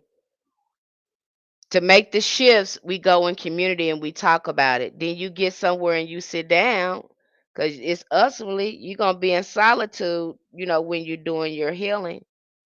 But being in community, again, frees us of those oppressive spirits that tell us we got to be shamed, that tries to take our power and our voice. Okay, and that you got to be careful with that because those spirits will trick you too. Them spirits will have you in solitude and have your mouth closed and be eating you up because you don't want to talk about what's going on with you because you shame. And they love shame. They love fear. Them spirits love shame. And they love the judgment too. They love to convince you that people gonna judge you and all this other kind of stuff. Yeah, yeah, them spirits they do that. And that's the same oppressive spirits that you are experiencing. That's the same thing your ancestors that's been keeping your ancestors in bondage. And that's why we have to release it. That's in our bloodline. I kind of talked about that again when you start doing the shadow work and looking at why hoodoo is closed and you looking at the trauma. Like I said, when you start looking at it across the board, African diaspora, we have a severe form of anxiety and PTSD. You don't even know you got it. That's the trauma we got in our bloodline. That's in our epigenetics. That's in our cellular memory. That will be in that. That's why it's closed. That's why I tell people from Africa that you're not African diaspora. Don't get over here. We got trauma in our bloodline. But also behind that trauma, that's where all our power is. It's a byproduct. Okay? It's a byproduct. And when we start looking at the trauma, we start getting power out of it. We start shifting and transmuting it. How you think we survived all those years in the Americas? With all the stuff them folks try to do to us. How you think we survived? We was able to shift, transmute. The same thing you're gonna see in your hoodoo, and that's the kind of power you're gonna have to tap into and understand who your ancestors really are. Understand their mindset. Swat said, you did, thank you. What if we don't have names to our ancestors? You don't need them. Because again, we're going to the most elevated ancestors, the unknown, the unseen, the most elevated ancestors, the Agungun, the Baluka. These are the ancestors that are, again, timeless. A lot of these ancestors, when you talk about elevated, the Agungun, the Baluka ancestors, the holy ancestors, these ancestors feel like angels and saints. In fact, the more you look at angels, you start learning about angels, you learn is the ancestors, are they angels? You start asking the question, are the ancestors angels? You got some elevated ancestors. You again because you don't understand ancestors veneration and you think it's just family, you don't know the power that you have. You because you don't understand ancestors and you don't understand the power of the ancestors. And I would tell you because I know the ancestors can reach you anywhere through anything, through anybody at any time. Don't you underestimate the power of the ancestors. Nothing would be here without them. Okay, you'll see that once you start working with your ancestors, being consistent in your rituals. And why ancestors was some diehard conjure people and root workers. They knew what they was doing. That's why they didn't let this science die in them. They took that Bible and flipped the script on them. See how they transmute that? What they meant for evil, ancestors turned it to good. See how ancestors work? How they flipped that script. That's kind of mindset and revolutionary mind set in science that we have here. We knew the signs. They was up there playing with it, trying to brainwash somebody with it. We say, okay, we got you. You don't know what you got. You really don't know how this works. Let us show you how this works. And we took it and we started shifting. We knew how to use it on them because they didn't know what they was doing. You trying to brainwash somebody with this. You ain't bringing no spiritual power to this. Well, let us show you how to put some power in it. And that's what we did. And if you ain't got this mindset and you're going in trying to understand hoodoo from a Christian perspective, you're gonna come up short because that's not the occult science behind hoodoo. It hid up under Christianity. It does not use Christianity concepts to get stuff done. We look at the Bible as a grimoire. We look at it through the lens of hoodoo and our ancestors. We do not see it through the lens of our oppressors. Now, that's a great book once you see it from the lens of your ancestor. You can work that thing. You hear me? You can work that thing because you know the science behind it. But if you're trying to use Christian concepts in hoodoo, I don't know how far that's going to get you because the power is with the ancestors. The psychospiritual aspect of hoodoo also honors the power of belief. Okay? And not only do we honor it, you can believe once you see the science. Once you understand it, it makes it easier to do that shift. A root worker mind is trying to see possibilities where others see limitations. Again, what do? We transmute. We shift. Just like them folks is telling me I had to pay this and this and that. I said, you know what? I ain't got no choice now. I have to go to the ancestors about it because we got to shift this. And I again, knowing that my ancestors gonna answer me because I got their relationship. I see it. I see it that way now. It's a lot in that Bible. It is. It's a lot of occult knowledge. It's a lot of astrological knowledge in there. Again, when you know what you're looking at and you understand how Western minds have uh, put symbolism in things. Okay, we don't see any limitation. Understanding that thought, word, and willpower are a spiritual forces because you know how to use your mouth. You know how to use your mouth. You know how to use your mind. And you got a relationship with your ancestors, you can conjure. But first, you got to understand the science by having this symbiotic relationship with the ancestors and the relationship that our ancestors had with nature and how we inherited a lot of these gifts. And some of them are lying behind the trauma of brainwashing and the misleading information of what you think magic is. Okay. So again, training your mind. That's why, it's gonna be imperative that you get somewhere and read something and expand your consciousness. Now you'll see a lot of that too, that your ancestors they want to give you knowledge, they want to show you stuff, but you ain't sat down and studied anything for them to expand your knowledge and have a conversation with you because you don't understand spiritual science. They can't work with the empty shell. The only way we expand our consciousness is we begin to learn. And you'll see when you begin to learn, your ancestors will start having a certain information start to jump out at you. That's how it works here.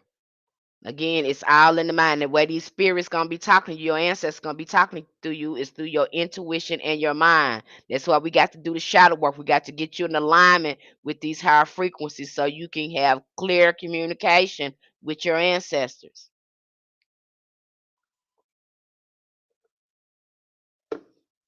This is why we do a renewing of the mind. Okay, we have to renew our mind because we've been up under these folks. then had our mind brainwashed and taught us all kinds of stuff that ain't true.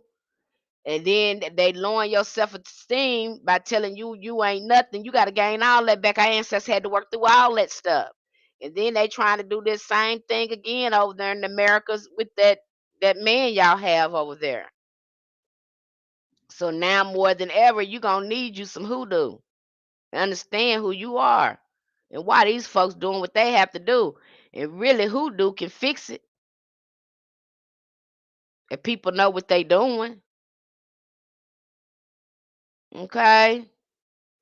The occult science, the technology of the ancestors. Hoodoo occult science is the practical application of universal laws hidden in plain sight. This science is not mystical in the sense of being incomprehensible. It is a technology of energy manipulation and natural law passed down through oral tradition. Okay. What we have up in there, we got sympathetic magic in there. We got imitation magic in there. We got the law of correspondence in there. Then we look at the doctrines of signatures. When we look at plants and stones, we got numerology in hoodoo. We got planetary influence. We got all that. We do conjure in here. So you have several sciences in here that needs to be reviewed so you'll know how uh magic operates. There is a science to magic. Now you have some people that are natural in it. They're born with it. You'll have some people that might have gifts and they're just born with it. They're easy to do. You'll see some practitioners like that. They're just good root workers. Okay? They don't have many blocks. That's not it all, that don't happens all the time. That's why we got these blockbusters. That's why we got these uncrossing baths. That's why we got these hydrotherapy spiritual sciences in hoodoo, because we know that happens because of the trauma. I'm realizing now some of them old preachers I sat under were country men and women. Exactly. Now that's the crazy thing about it. I don't know if they was aware of it, some of them, and thought it was a Christian, but a lot of them was country men and women. And some of them still up in the church today, but they don't call themselves that, and they be conjuring. Do you hear me?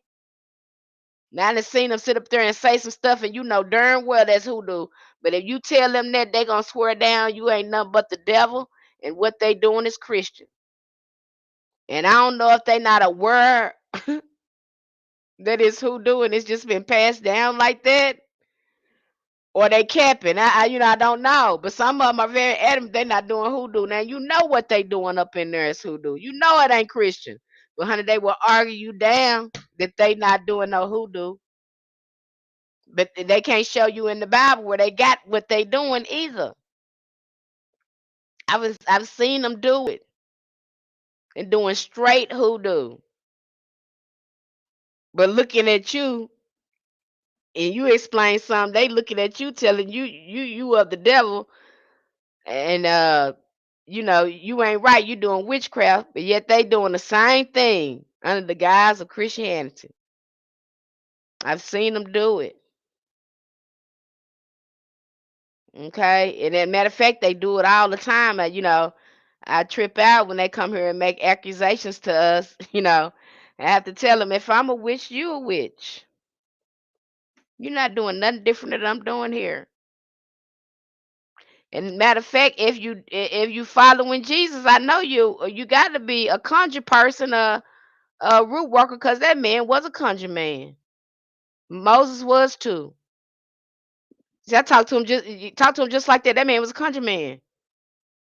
Okay, that man was working. He was working with natural elements. He was doing all that stuff, raising the dead and all. That man was doing necromancy and all that. That's what y'all said in y'all book. But see, y'all don't understand the spiritual sciences, and so y'all gonna say, "Oh, he was working miracles. Oh, he was right." Yeah, in a sense, he was, because he was in alignment with the magic he was doing. But see, I got to tell him too. Y'all talk about what Jesus do, and he even told you supposed to be doing greater things. But are you doing what he doing? I don't want to hear nothing y'all got to say preaching about that man all the time. That man didn't tell y'all to go create no religion. Uh, For him, he didn't tell you to worship him either. He didn't tell you that either. You just want to worship a man. And see, that's what got you in the pickle that you're in now. You see, them religions, they quick to put a man. I think that's what initiation is for, to have you worshiping some type of man. You see in some of these religions. I think that's why y'all put that there. 'Cause you know that man did that man said he prayed to his father. And when he said that I and the Father is one, he's letting you know he's in alignment with his Father's will. He was not his father. He was in alignment. See how you got somebody else coming here and they come here, they misinterpret the scripture. Because they're gonna tell you how to think of that verse. That's why I don't like uh interpreting the scripture to people. That if we're gonna talk about the scripture, we're gonna have a discussion because I want to see what you get out of this scripture. Because see, that's how we grow. I want to see how you look at it from that perspective. Then I want to hear somebody else, and then I'm gonna say my thing, and then we're gonna think on this thing for a minute, because we may not all be wrong. We might all have a point. And see, but we so comfortable with right and wrong. That's what you see in their religion: right and wrong, black and white. Do it my way. That's why I stay away from them people religion. I don't care if it is an ATR. It used to be pretty back in the 80s and 90s and early 2000 when y'all had the ATR, but now y'all done made this ugly. It is sour. I don't have nothing to do with it. Especially when you got people being unalived and scammed and frauded. If if we was gonna do that, we might as well have stayed in Christianity. And I think it's happening because you initiating people that don't look like you. You're surrounded around money, you become like your colonizer and your oppressor. And now you have corrupted that with that. That's just my opinion. You can take that or leave it. But y'all didn't have that problem at first until you start doing all that stuff.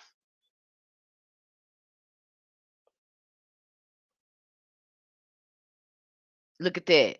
Dancing 6453 said, according to Google, father in the Bible means creator, ancestor, inventor. Okay. And even when we go, I go down even further with that when we break down the Kabbalah, the occult, uh, especially the Kemetic tree of life. I show you where, I decolonize that for you. I take the misogyny out of that for you, because I show you that in these sciences, these men are trying to attain the highest spiritual frequency. And what is the highest spiritual frequency? Shekinah glory, Sophia, the divine feminine. That's the highest spiritual frequency here on earth. I don't care what these folks saying, changing these men into gods is gonna change Allah into Allah, and then put Jesus on Mary, but she's the one who had the immaculate conception. She is truly called the Queen of Angels. So why? And then in the ancient world, we understood that again. The God was divine feminine. This was understood in the natural world. That's why you're gonna see goddess veneration on every continent. And then you have these men going in turning Shiva and all these other religions, turning these women spiritual practices of women goddesses into men. And they know that's the highest frequency you can reach in spirituality, is being one with the divine feminine, because that's where everything has come from. Now I know you heard what people said. Well, we have a divine masculine and a divine feminine. No, we don't. Not. There's no such thing as a divine masculine. We made him. Let's get that right. There's no such thing. All the occult sciences, they come from the divine feminine. What they call pagan. They want to call us witches, heathens. They try to make us derogatory, come up with these derogatory names to try to make, you know, uh, make our spiritual practices look bad. And I've seen some Hotep brothers try to talk about the divine feminine and they call it chaos, and it is not that. Okay. You are the chaos because now we got mass wars everywhere and you trying to take control of women's bodies, and now you want to be with, push PDF file agendas and stuff like that. Let's just cut it out. Okay. Let's just cut that out. And you put yourself in it. Even when we go down and you change the astrological signs and put made yourself connected with the sun, you have no astrological cosmogenetic links to the universe like that. Again, it's divine feminine. Women even have a moon cycle. Do you have that, men? Do you have a moon cycle? Do you have any cosmic connections with Earth? I'm going to keep it real with you. This is why we follow the moon cycle. This is why our ancestors follow the moon. That's why you can hoodoo is familiar. You'll see women passing down this knowledge. Hello, yellow. Okay, so I'm going to decolonize that for you. I'm going to show you the misogyny in it and why we study the Kabbalah and what frequency we're trying to reach. What it is the highest frequency? It is the divine feminine. I didn't write that. You can see that in Kabbalah because they got Shekinah glory and Sophia at the top of that tree of life. You'll see we break that down again in Kemet when we look at the Kemetic tree of life from the divine feminine perspective, because again, you have these men building a spiritual science off the ancient Egypt, which was matrilineal. The royal bloodline, the mitochondrial DNA came from the divine feminine. This was understood. Then you have these men coming in, colonizing women and creating religion. I break that all down for you. But we go back and we look at these sciences. We have to look at them because again, looking at Heka, looking at the ATRs, because they link us back to our indigenous ancestors. The occult knowledge is still there. And in order to understand hoodoo, it is good that we study this. And once you know that, because the way I'm going to break it down there now, this other lecture that we got, breaking down the indigenous psychology and the occult sciences, you're going to understand because I'm bringing it all together for you. Now, if you're going to understand hoodoo, you need to understand the African cosmology, the indigenous cosmology, and how your ancestors viewed magic. Because to them, this was natural to them. It was a way of life. And why was that way of life? Because they were in alignment with the magic. They were in an alignment with the natural elements around them. And so when they open their mouth and they get ready to conjure, things start shifting and happening because they understood this. Okay? So you want to understand magic, and I don't like that they come here and they call it magic. Our ancestors didn't see it like that. And once you start seeing hoodoo at first, when you start seeing it immersed in your life like that and it start happening, it's gonna really scare you. You're gonna be like, what the hell? Yeah, what the hell? That's how it works. When you start seeing the shifting happening, you start doing the work and you start seeing, it's like, I don't know, seeing beyond the veil. You're seeing you're into something somebody else can't see. Everybody else is not on that frequency. But it's crazy. It's like they're sometimes living in a different reality because you're able to shift it and it looks like magic. But it's working because you did the work. You were in alignment with it. Okay. That's how I do it now. It still kind of scares me, but I know it's gonna work if I do the work. When I see it manifest, I be like, oh my gosh, but I know I did the work to see those results. But I'm always woed by it because again, how in the hell could I not know this information? How can we not know this? It just changes your whole reality and how you see things.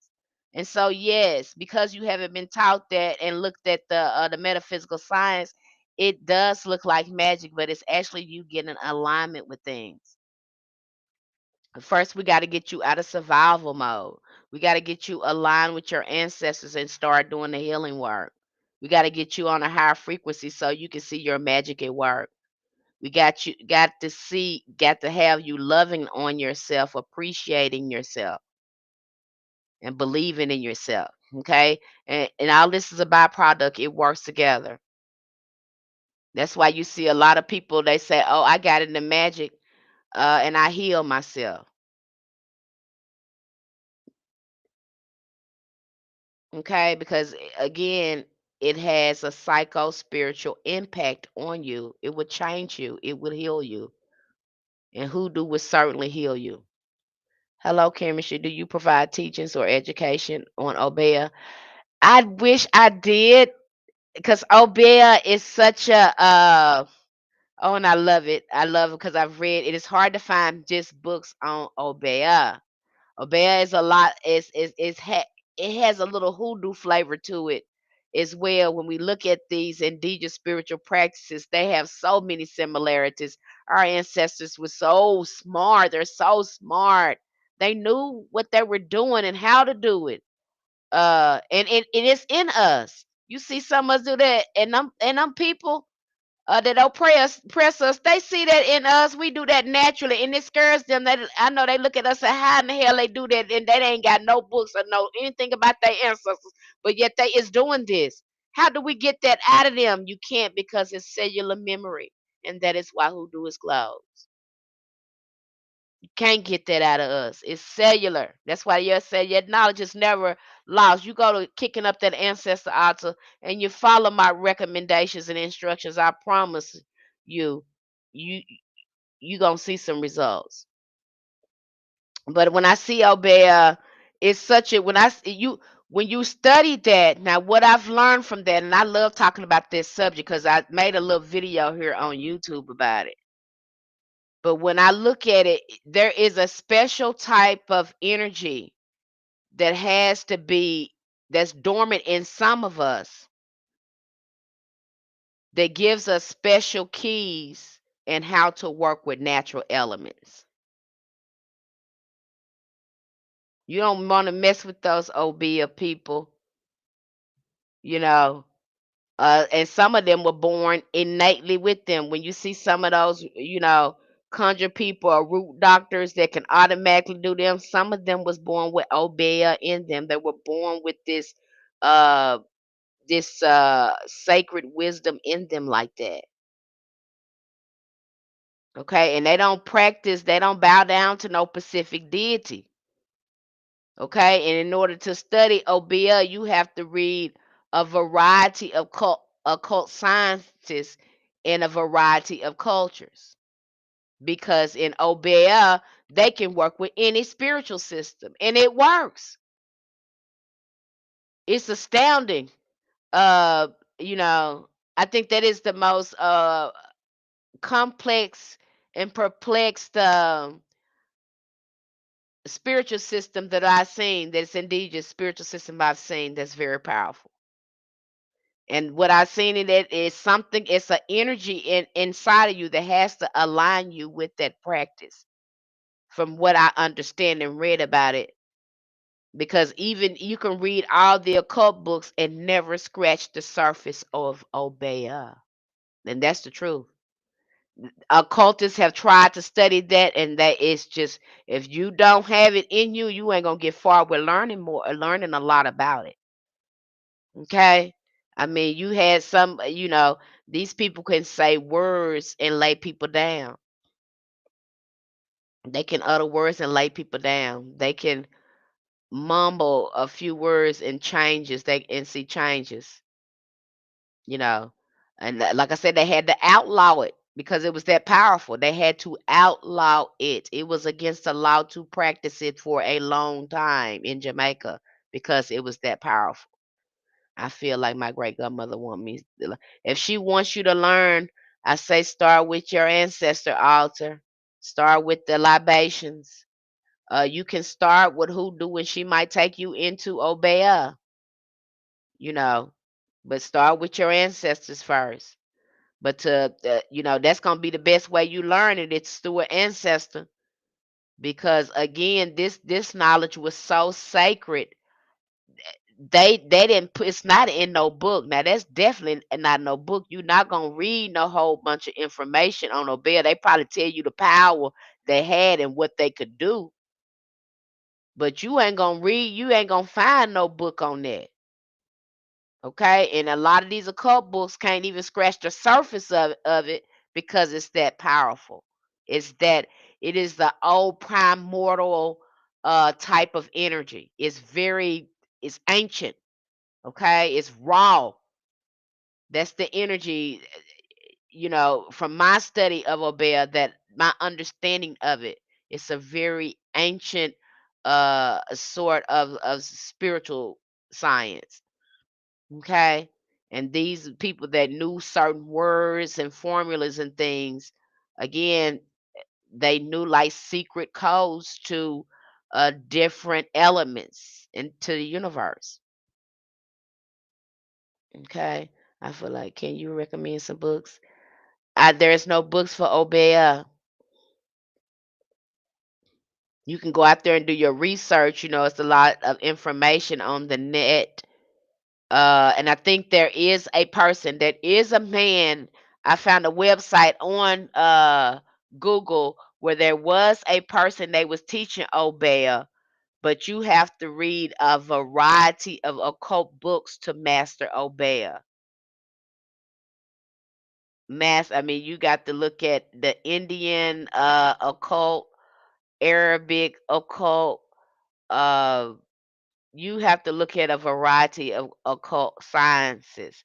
But there was a website I found, and that was a long time ago. But there is no particular book on Obeah because it's oral and it's so ancient. And I can look at it and see it would be dangerous in the wrong hands. Okay. And usually the person that is a Obeah priest, they remind me of the prophets in the Bible. They stay away from people. They are not around people. They stay away from people. They're the hermit. They don't bother nobody. They are not fancy people. Don't have a lot of this and a lot of that. Uh, they Again, it's a way of life for them, and they spend a lot of time in nature. And you want to leave them folks alone. You know, you want to leave them folks alone. You don't even want to bother them folks. Okay. Uh, and they'll let you the look. You want to leave them folks alone. Okay.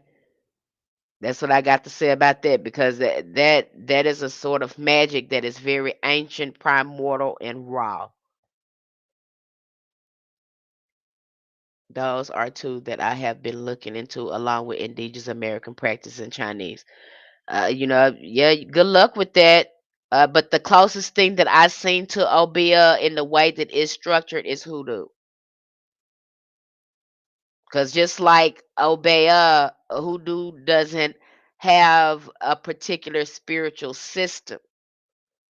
Although when you go into hoodoo, you might see, it depends on how your ancestors is leading you. You might see deities from several different spiritual systems that a hoodoo practitioner will work with.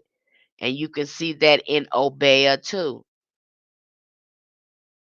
Okay.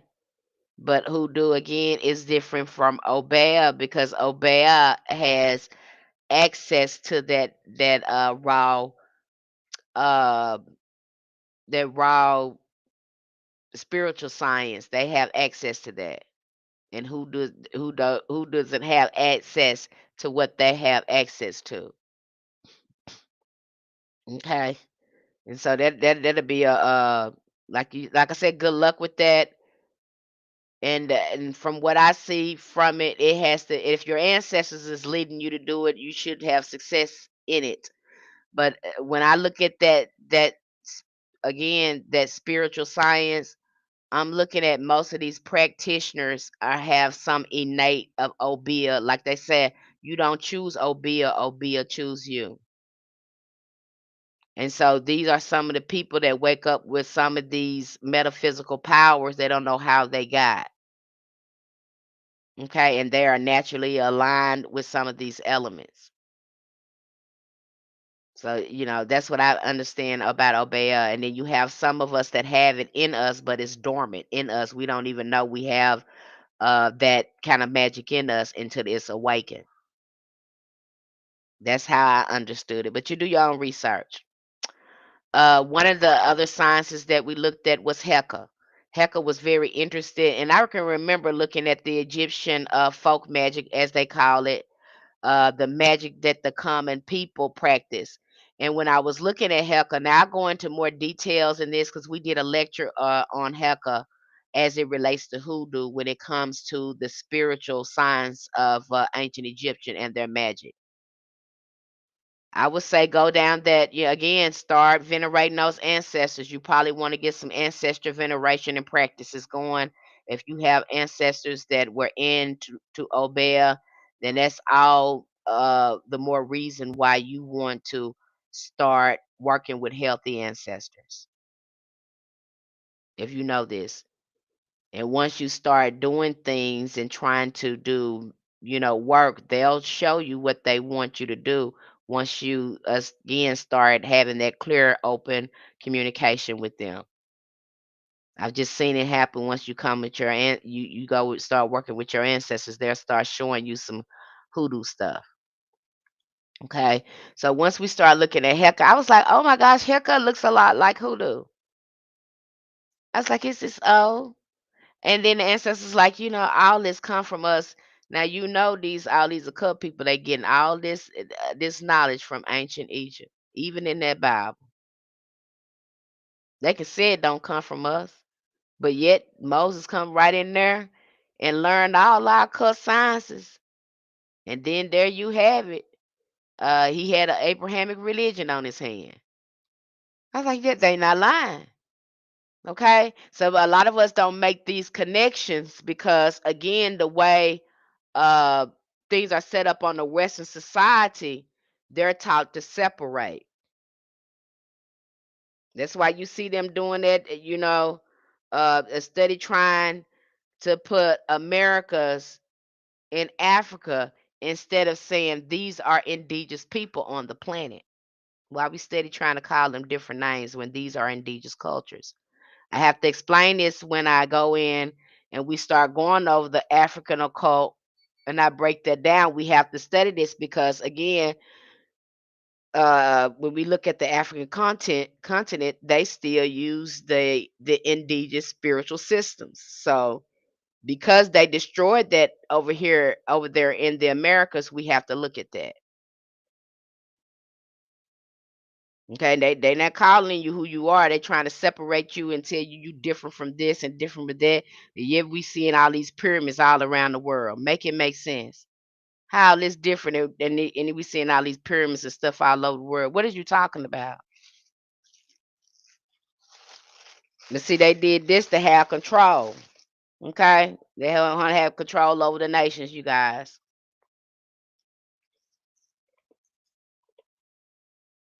Okay, so when we look at Heka, and I love talking about ancient Egyptian stuff because what we're finding out now in the Americas is ancient Egypt. And when you start to connect with those ancestors on that land, who you think you connecting with?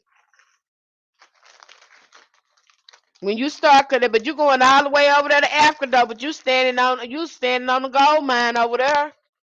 All the pyramids and everything over there where you at. If you want to go way over here to Africa and all them different places and go be initiated, and here you is standing on top of the ancestors where everything come from. They all the ancient knowledge. You standing on all of it.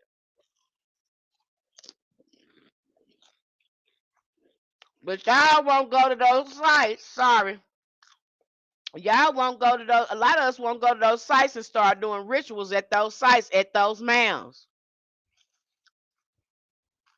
That's where you a lot of them rituals outside. You do them at the mounds because that's where you think they were doing at those mounds and at those sites. They were doing rituals there. And if you pay attention to a lot of those mounds, they're right next to water where they were picking up that energy current off the water because they knew water is alive. Once you go into an element where water is, that whole environment is a breathing entity. It's a breathing organism. It's alive. Okay? You going somewhere else and you're really standing on ancient Egypt where you are. And so when you start honoring those ancestors and pouring libations, you are bringing them back to life. You are restoring their strength. So I'm helping you look at it from another perspective. And again, we can expand more on hoodoo now because we can freely talk about and study the occult sciences. And a lot of history is starting to unveil itself. So now we can understand more components to hoodoo as well. I hope this making sense. Now, I'm going to break it down to you like this. Okay? So this is why we go in and we study ancient Egypt because everybody looking at ancient Egypt, everybody took something from our great mother over there, okay? And in Americas, you're standing in ancient Egypt. That's where you are. I don't care what they sell you in those fancy books and keep trying to put you back in Africa. And I break that down over there too. I'm gonna knock your socks off if you come over there and I break that down to you because I'm gonna tell you some information you didn't even know. Okay? But I'm dropping pearls on you right now and giving you power.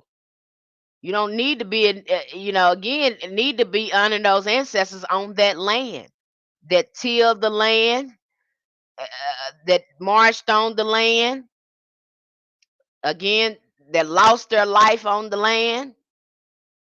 They did everything, fought to stay on that land. So why in the hell would you go somewhere else on other ancestral land, want to be initiated into that spiritual science when on you're standing on a ground where all the spiritual sciences come from? I know you don't believe that, but you get over there with me, we're gonna get your mind right.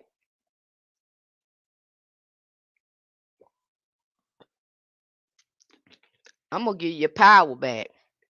Okay? Ain't nobody gonna make a fool out of you because you're gonna know what you're looking at. Okay?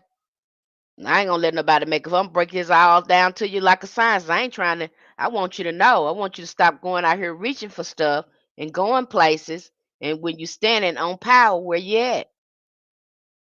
You just don't know it. Okay? You need to sit down and talk to your ancestors, listen in. Don't be listening to these folks telling you from Africa and that out of Africa theory and it don't make sense, beloved.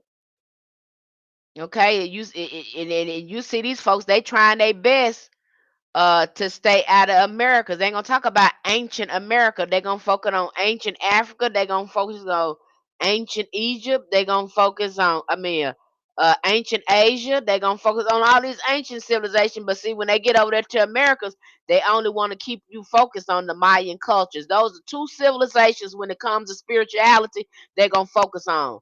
Maya and Egyptian. Why? Because they are one and the same. The Olmec, Maya, Aztec Empire, and the Egyptian Empire are one and the same. I said it.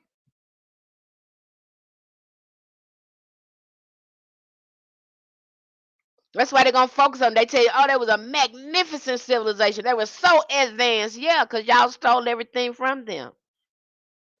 And you know, dang on well, ancient Egypt, uh, it wasn't what you described as a continent. It was an empire. What are you talking about? We were an empire. We were colonizing all over this planet. And it didn't start in Africa. So you can just cut that out, because if it started in Africa, there would be more pyramids in Africa than it is in America. You do the math.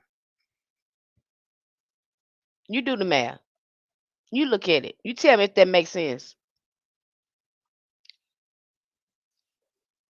But I break that down over there so you can dismantle all the lies. Okay? Break that all down and you ain't got to be confused. And if you follow the land and talk to the land and stop getting out these books and look at the landmarks, your ancestors let you know you've been there. They've been there. You standing on the ancestors. All the knowledge is right there. All you got to do is connect with it. Okay? I'm going to give you your power back. We're going to get you right over there. We're going to get you doing your shadow work and get you working with health and ancestors. Okay? And then you get an alignment. You can start, again, doing your hoodoo wherever your ancestors lead you to go. Right? SWAT is laughing over here. The Kemet the Heka was not simply magic in modern sense. It was the conscious application of divine force through sound, symbols, materials, willpower to shape reality. Heka was considered a natural law of the universe, present before the creation of the gods and themselves. See, when you was in ancient Egypt, everybody was doing this. Everybody knew the metaphysical sciences. See, this wasn't magic to them. This was a way of life for them. So when you look at Heka, you kind of see some hoodoo elements again. When you go back and look at how your ancestors did it, and look at these folks, it's like, oh, this how they did it. See, they didn't see they understood the science of sound. That's why your mouth you be conjuring. Okay, they understood that. They understood frequency.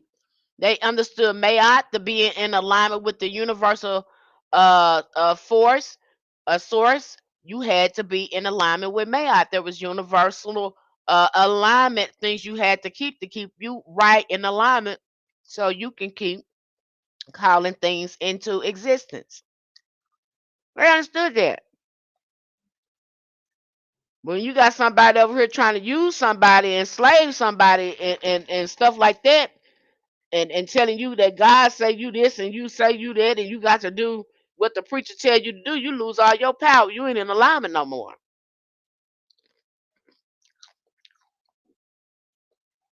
Okay, so we're gonna break that all down. That's why I'm not gonna just talk to you about if a person cannot tell you anything beyond hoodoo, but Psalms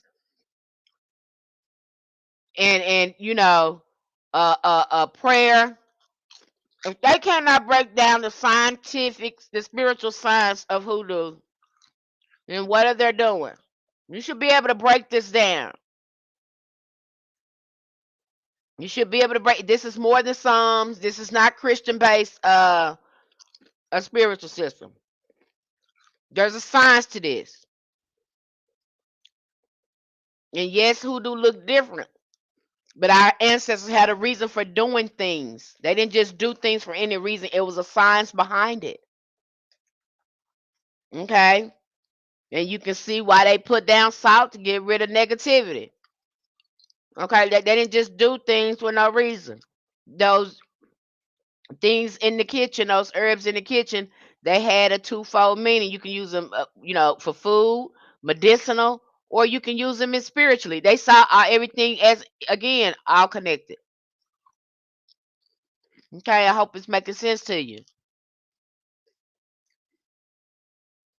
And so we understood the power of spoken word, symbolism, and correspondence. And I'm even when you go into reading more about Heka, this tripped me out when I was learning about this. The Egyptian even had magic when they went to war.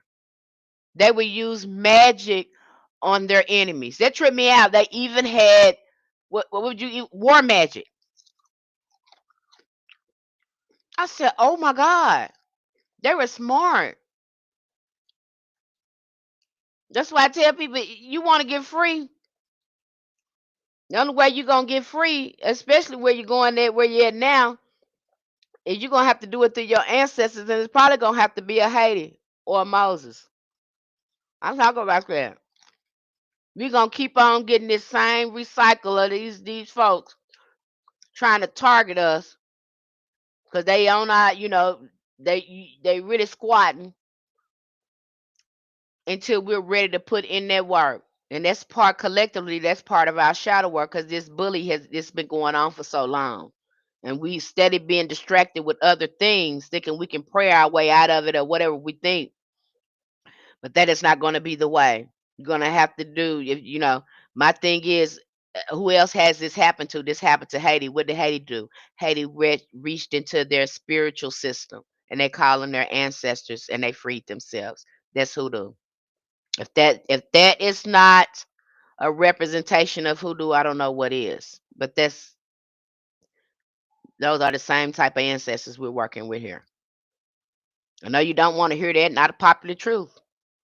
But like the ancestors told me, we gonna keep it having that same experience in Americas until again we do that again. That's collectively that's a part of our shadow work is getting rid of the bully,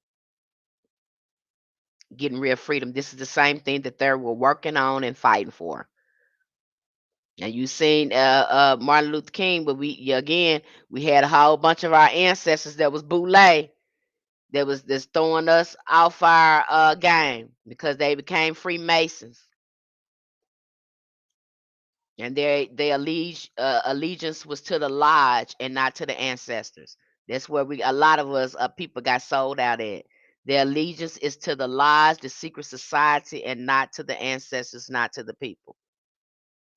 And it wasn't like that a long time ago, but now it is like that. And I've already talked about, my opinion and beliefs on that. Now here we is trying to change our damn name because somebody didn't put us in Africa. And I know I ain't never heard my grandma say we was from Africa. I never heard any one of my family uh say that. I learned that at school though. Okay. I learned that at school. They began to teach us that in the 80s and 90s we was from Africa, but I never heard my grandma say that. And I don't know where you get everybody that's dark is from Africa. That that's a lie. And dark people is everywhere because they are the first people on this planet. So you're gonna find us everywhere. Stop trying to say everybody come from Africa. And then you got these Pan Africanists doing the same thing. And I wondered about that. I said, why is they saying the same thing and they know darn well it's indigenous Americas here. Why is they saying that? Why is they even when they find indigenous Americans here, they say they come from Africa? We know that ain't true. Okay? We know you can find indigenous people all over all over the continent because we were the first peoples, okay? That don't mean all of them came from Africa. That doesn't mean that. I said, why are they doing this? Where is this coming from? Well, it starts to make sense once you look at Prince Hall, and he's the first Freemason. Now, this man, he was from England. Okay, he was a Moorish man. Prince Hall, again, he was a Moorish man. He was from England. And so he opened up an African lodge with 15 or 14 other freed black men from the Americas. Now, none of them are from Africa. Let me make that point right now. It would trip me out. I said none of them are from Africa, but yet they opened up a African Mason lodge. I said that makes no sense, ancestors. They said what we are telling you is that this man was responsible for this Pan Africanism movement and to move uh, the people from the Americas to Africa to colonize it. That's where you see that Pan Africanism. If you see, A lot of them, I have to question, are you in Boule? Because y'all know this knowledge, that ancient Egypt was here in America, but yet you keep trying to put folks in Africa. Why are you doing that? And so I said, watch these Boule, watch these Masons. Prince Hall is a very interesting character when you find out where he come from, and he's opened up this African lodge, and it make no sense because none of y'all from Africa. None of y'all are from Africa. Why are you opening up an African lodge? And then you have them again sponsoring that trip to Liberia, uh, when they start transporting a lot of Black Americans to Liberia to colonize that. Okay. They was trying to go to freedom, and Harriet Tubman supposedly had convinced them to go to Liberia and start their own country, a nation there. But it's very interesting when you see that. And what do the Boule do? They try to keep us blind. Okay, there was no reason for no African lodge because again, we all had Freemasonry, what they call it today. They didn't corrupted it so bad. We already had a spiritual science here on the America. So why are you making an African um Freemasonry lodge? And we already had it. They had it there in the America. So what are you doing? Okay, so that he's really an interesting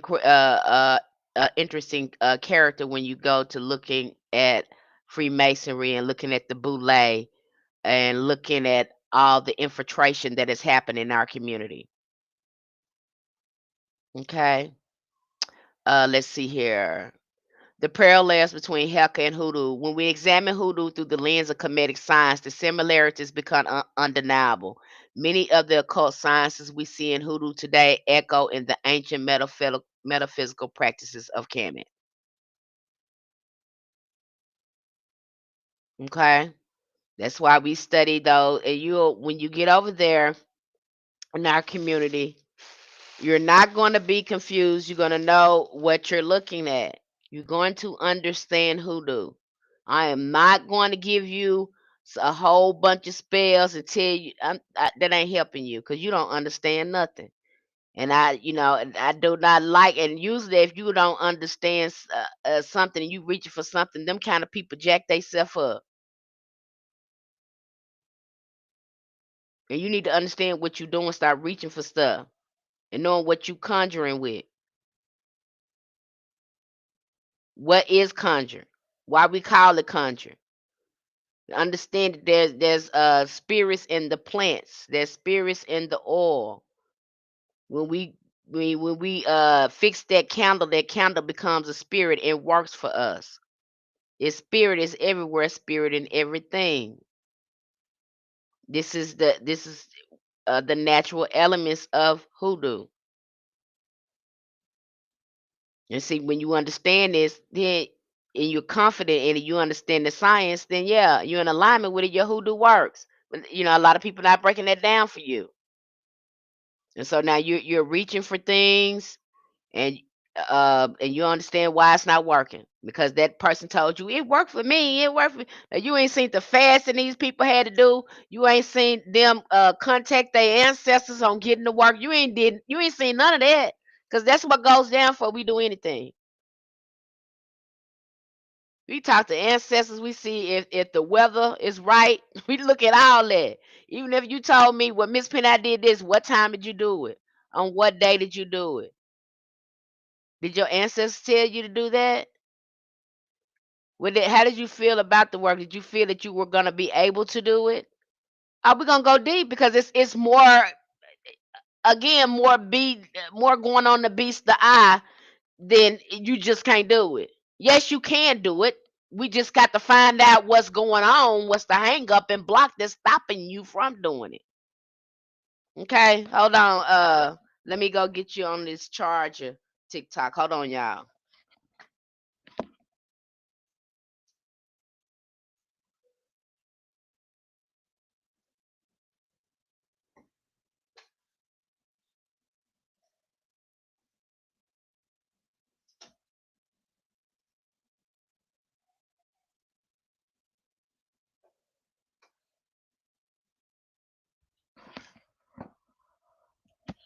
Okay.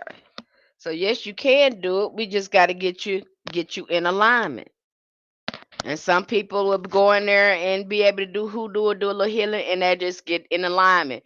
Depending on how much trauma, how much stuff you have went through in your life, it's okay because that's what hoodoo was created for. It was created to heal you, and that's why our ancestors created.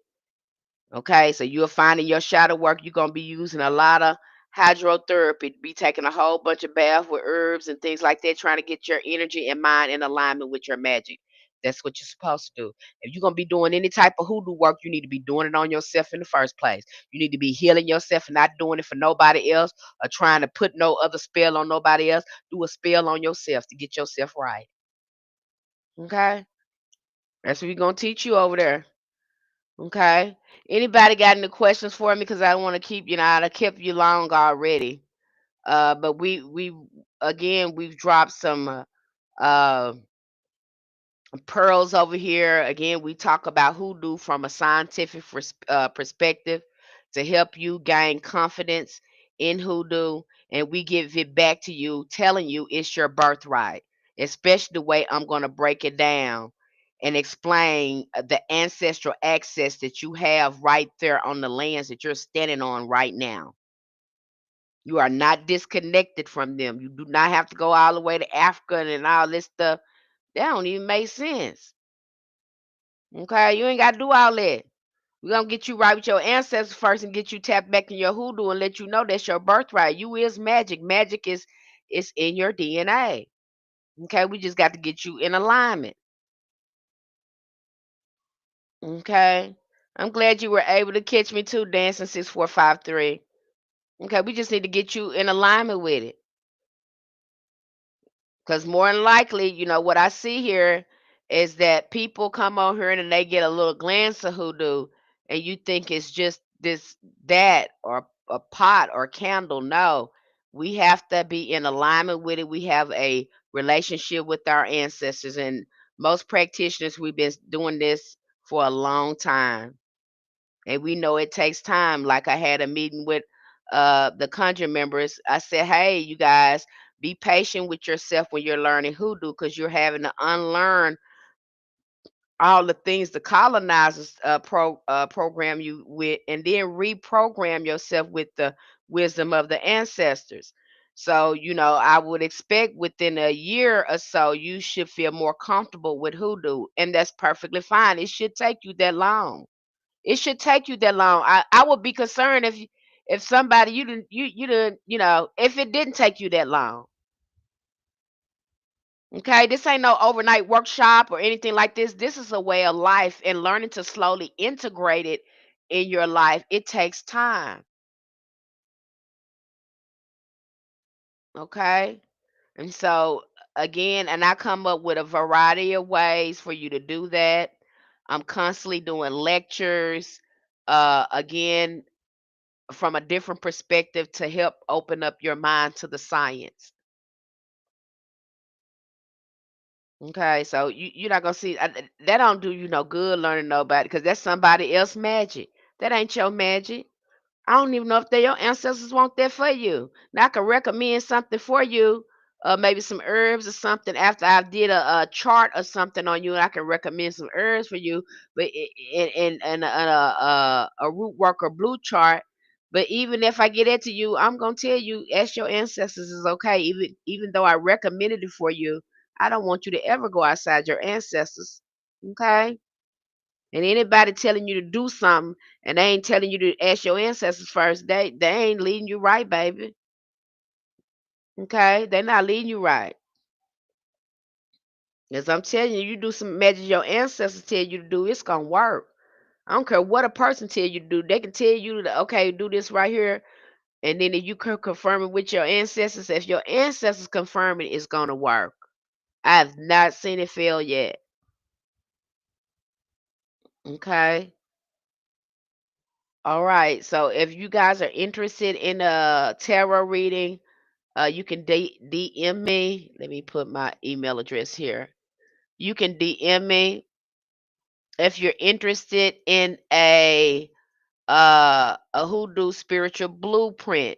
And this is when I take your astrological chart and I read it from a hoodoo perspective, and I recommend the shadow work and root work you probably need to be doing, and kind of tell you what's going on with you now and how these energies may be playing out in your life and the work you can do to get in alignment. Now, I love when my when members get that, because they take all the guessing work of the energy work that they need to be doing. Because your astrological chart, you got it. You might as well do something. It's your root work. It's gonna lead you back to the root work you need to be doing. That's why you love your zodiac sign, and the personality trait leads up so lines up so good with you, because that's your root work. That's the root of who you are. And if you got that, you can already start jump starting your magic, finding your magic, and start doing the ancestors work and shadow work you need to be doing to get in alignment with your magic. That's why you got it. You know, I'm trying to help you. Okay? So you got that thing, you better use it. And if you want to see it from a hoodoo perspective based on the perspective of your ancestors, I can take a look at it. That service is only $10. You can also to reach out to me if you're wanting a tarot reading, which I got one of those later on today. Okay. But we are there over there on Patreon in the Spiritual Roots Hoodoo Community. Again, we break it all down to you, so you take all the guessing out of it. I'm not going I'm not going to teach it from the Christian perspective. I'm going to teach it from the occult sciences, how our ancestors understood it, so you can have more confidence in it, and you are more likely to craft your own rituals and have a deeper relationship with your ancestors. Because the first thing we're going to do over there is get you right with your ancestors and get you in alignment. Because I want to see you get your magic. I already got a message from somebody today. They said they was doing something in the course, honey. She done had a dream about her ancestors already. Okay? I'm going to tell you what I experienced, what I've learned, and what I know. I'm going to share that with you. And experience is the teacher, because I don't care how many books we do go over that's talking about hoodoo. Ultimately, we're reading about somebody' experience. And our goal is to have our own experience with hoodoo. That's why I get you started with the shadow work and connecting with your ancestors. Okay? And so if you're interested in learning it like that, you want to learn real hoodoo and perfect your own ancestral bloodline magic, then get over there. Because you're going to learn. We just ain't going to teach you no spells. You're going to know what you're doing and why you picking that stuff up. So when you do craft your own stuff, you know what you're doing. And that's what needs to happen. Okay? All right, you guys, any questions for me? Anyone got any questions for me about hoodoo, the science of hoodoo? Because I'm breaking on down. I haven't seen any other people come down. I haven't seen anyone break it down like this, you know. And I seen a lot of people got some real honest questions about their ancestors and about hoodoo, and they just really don't know. And it's just not being broken down in a way that you can really comprehend it and make it useful. And so I break it all the way down, and a root worker know how to. The real root worker know how to break it down. All right. Okay, you guys. I don't see any questions in the chat here, and I'll probably be seeing you guys again soon. Okay. You guys take care.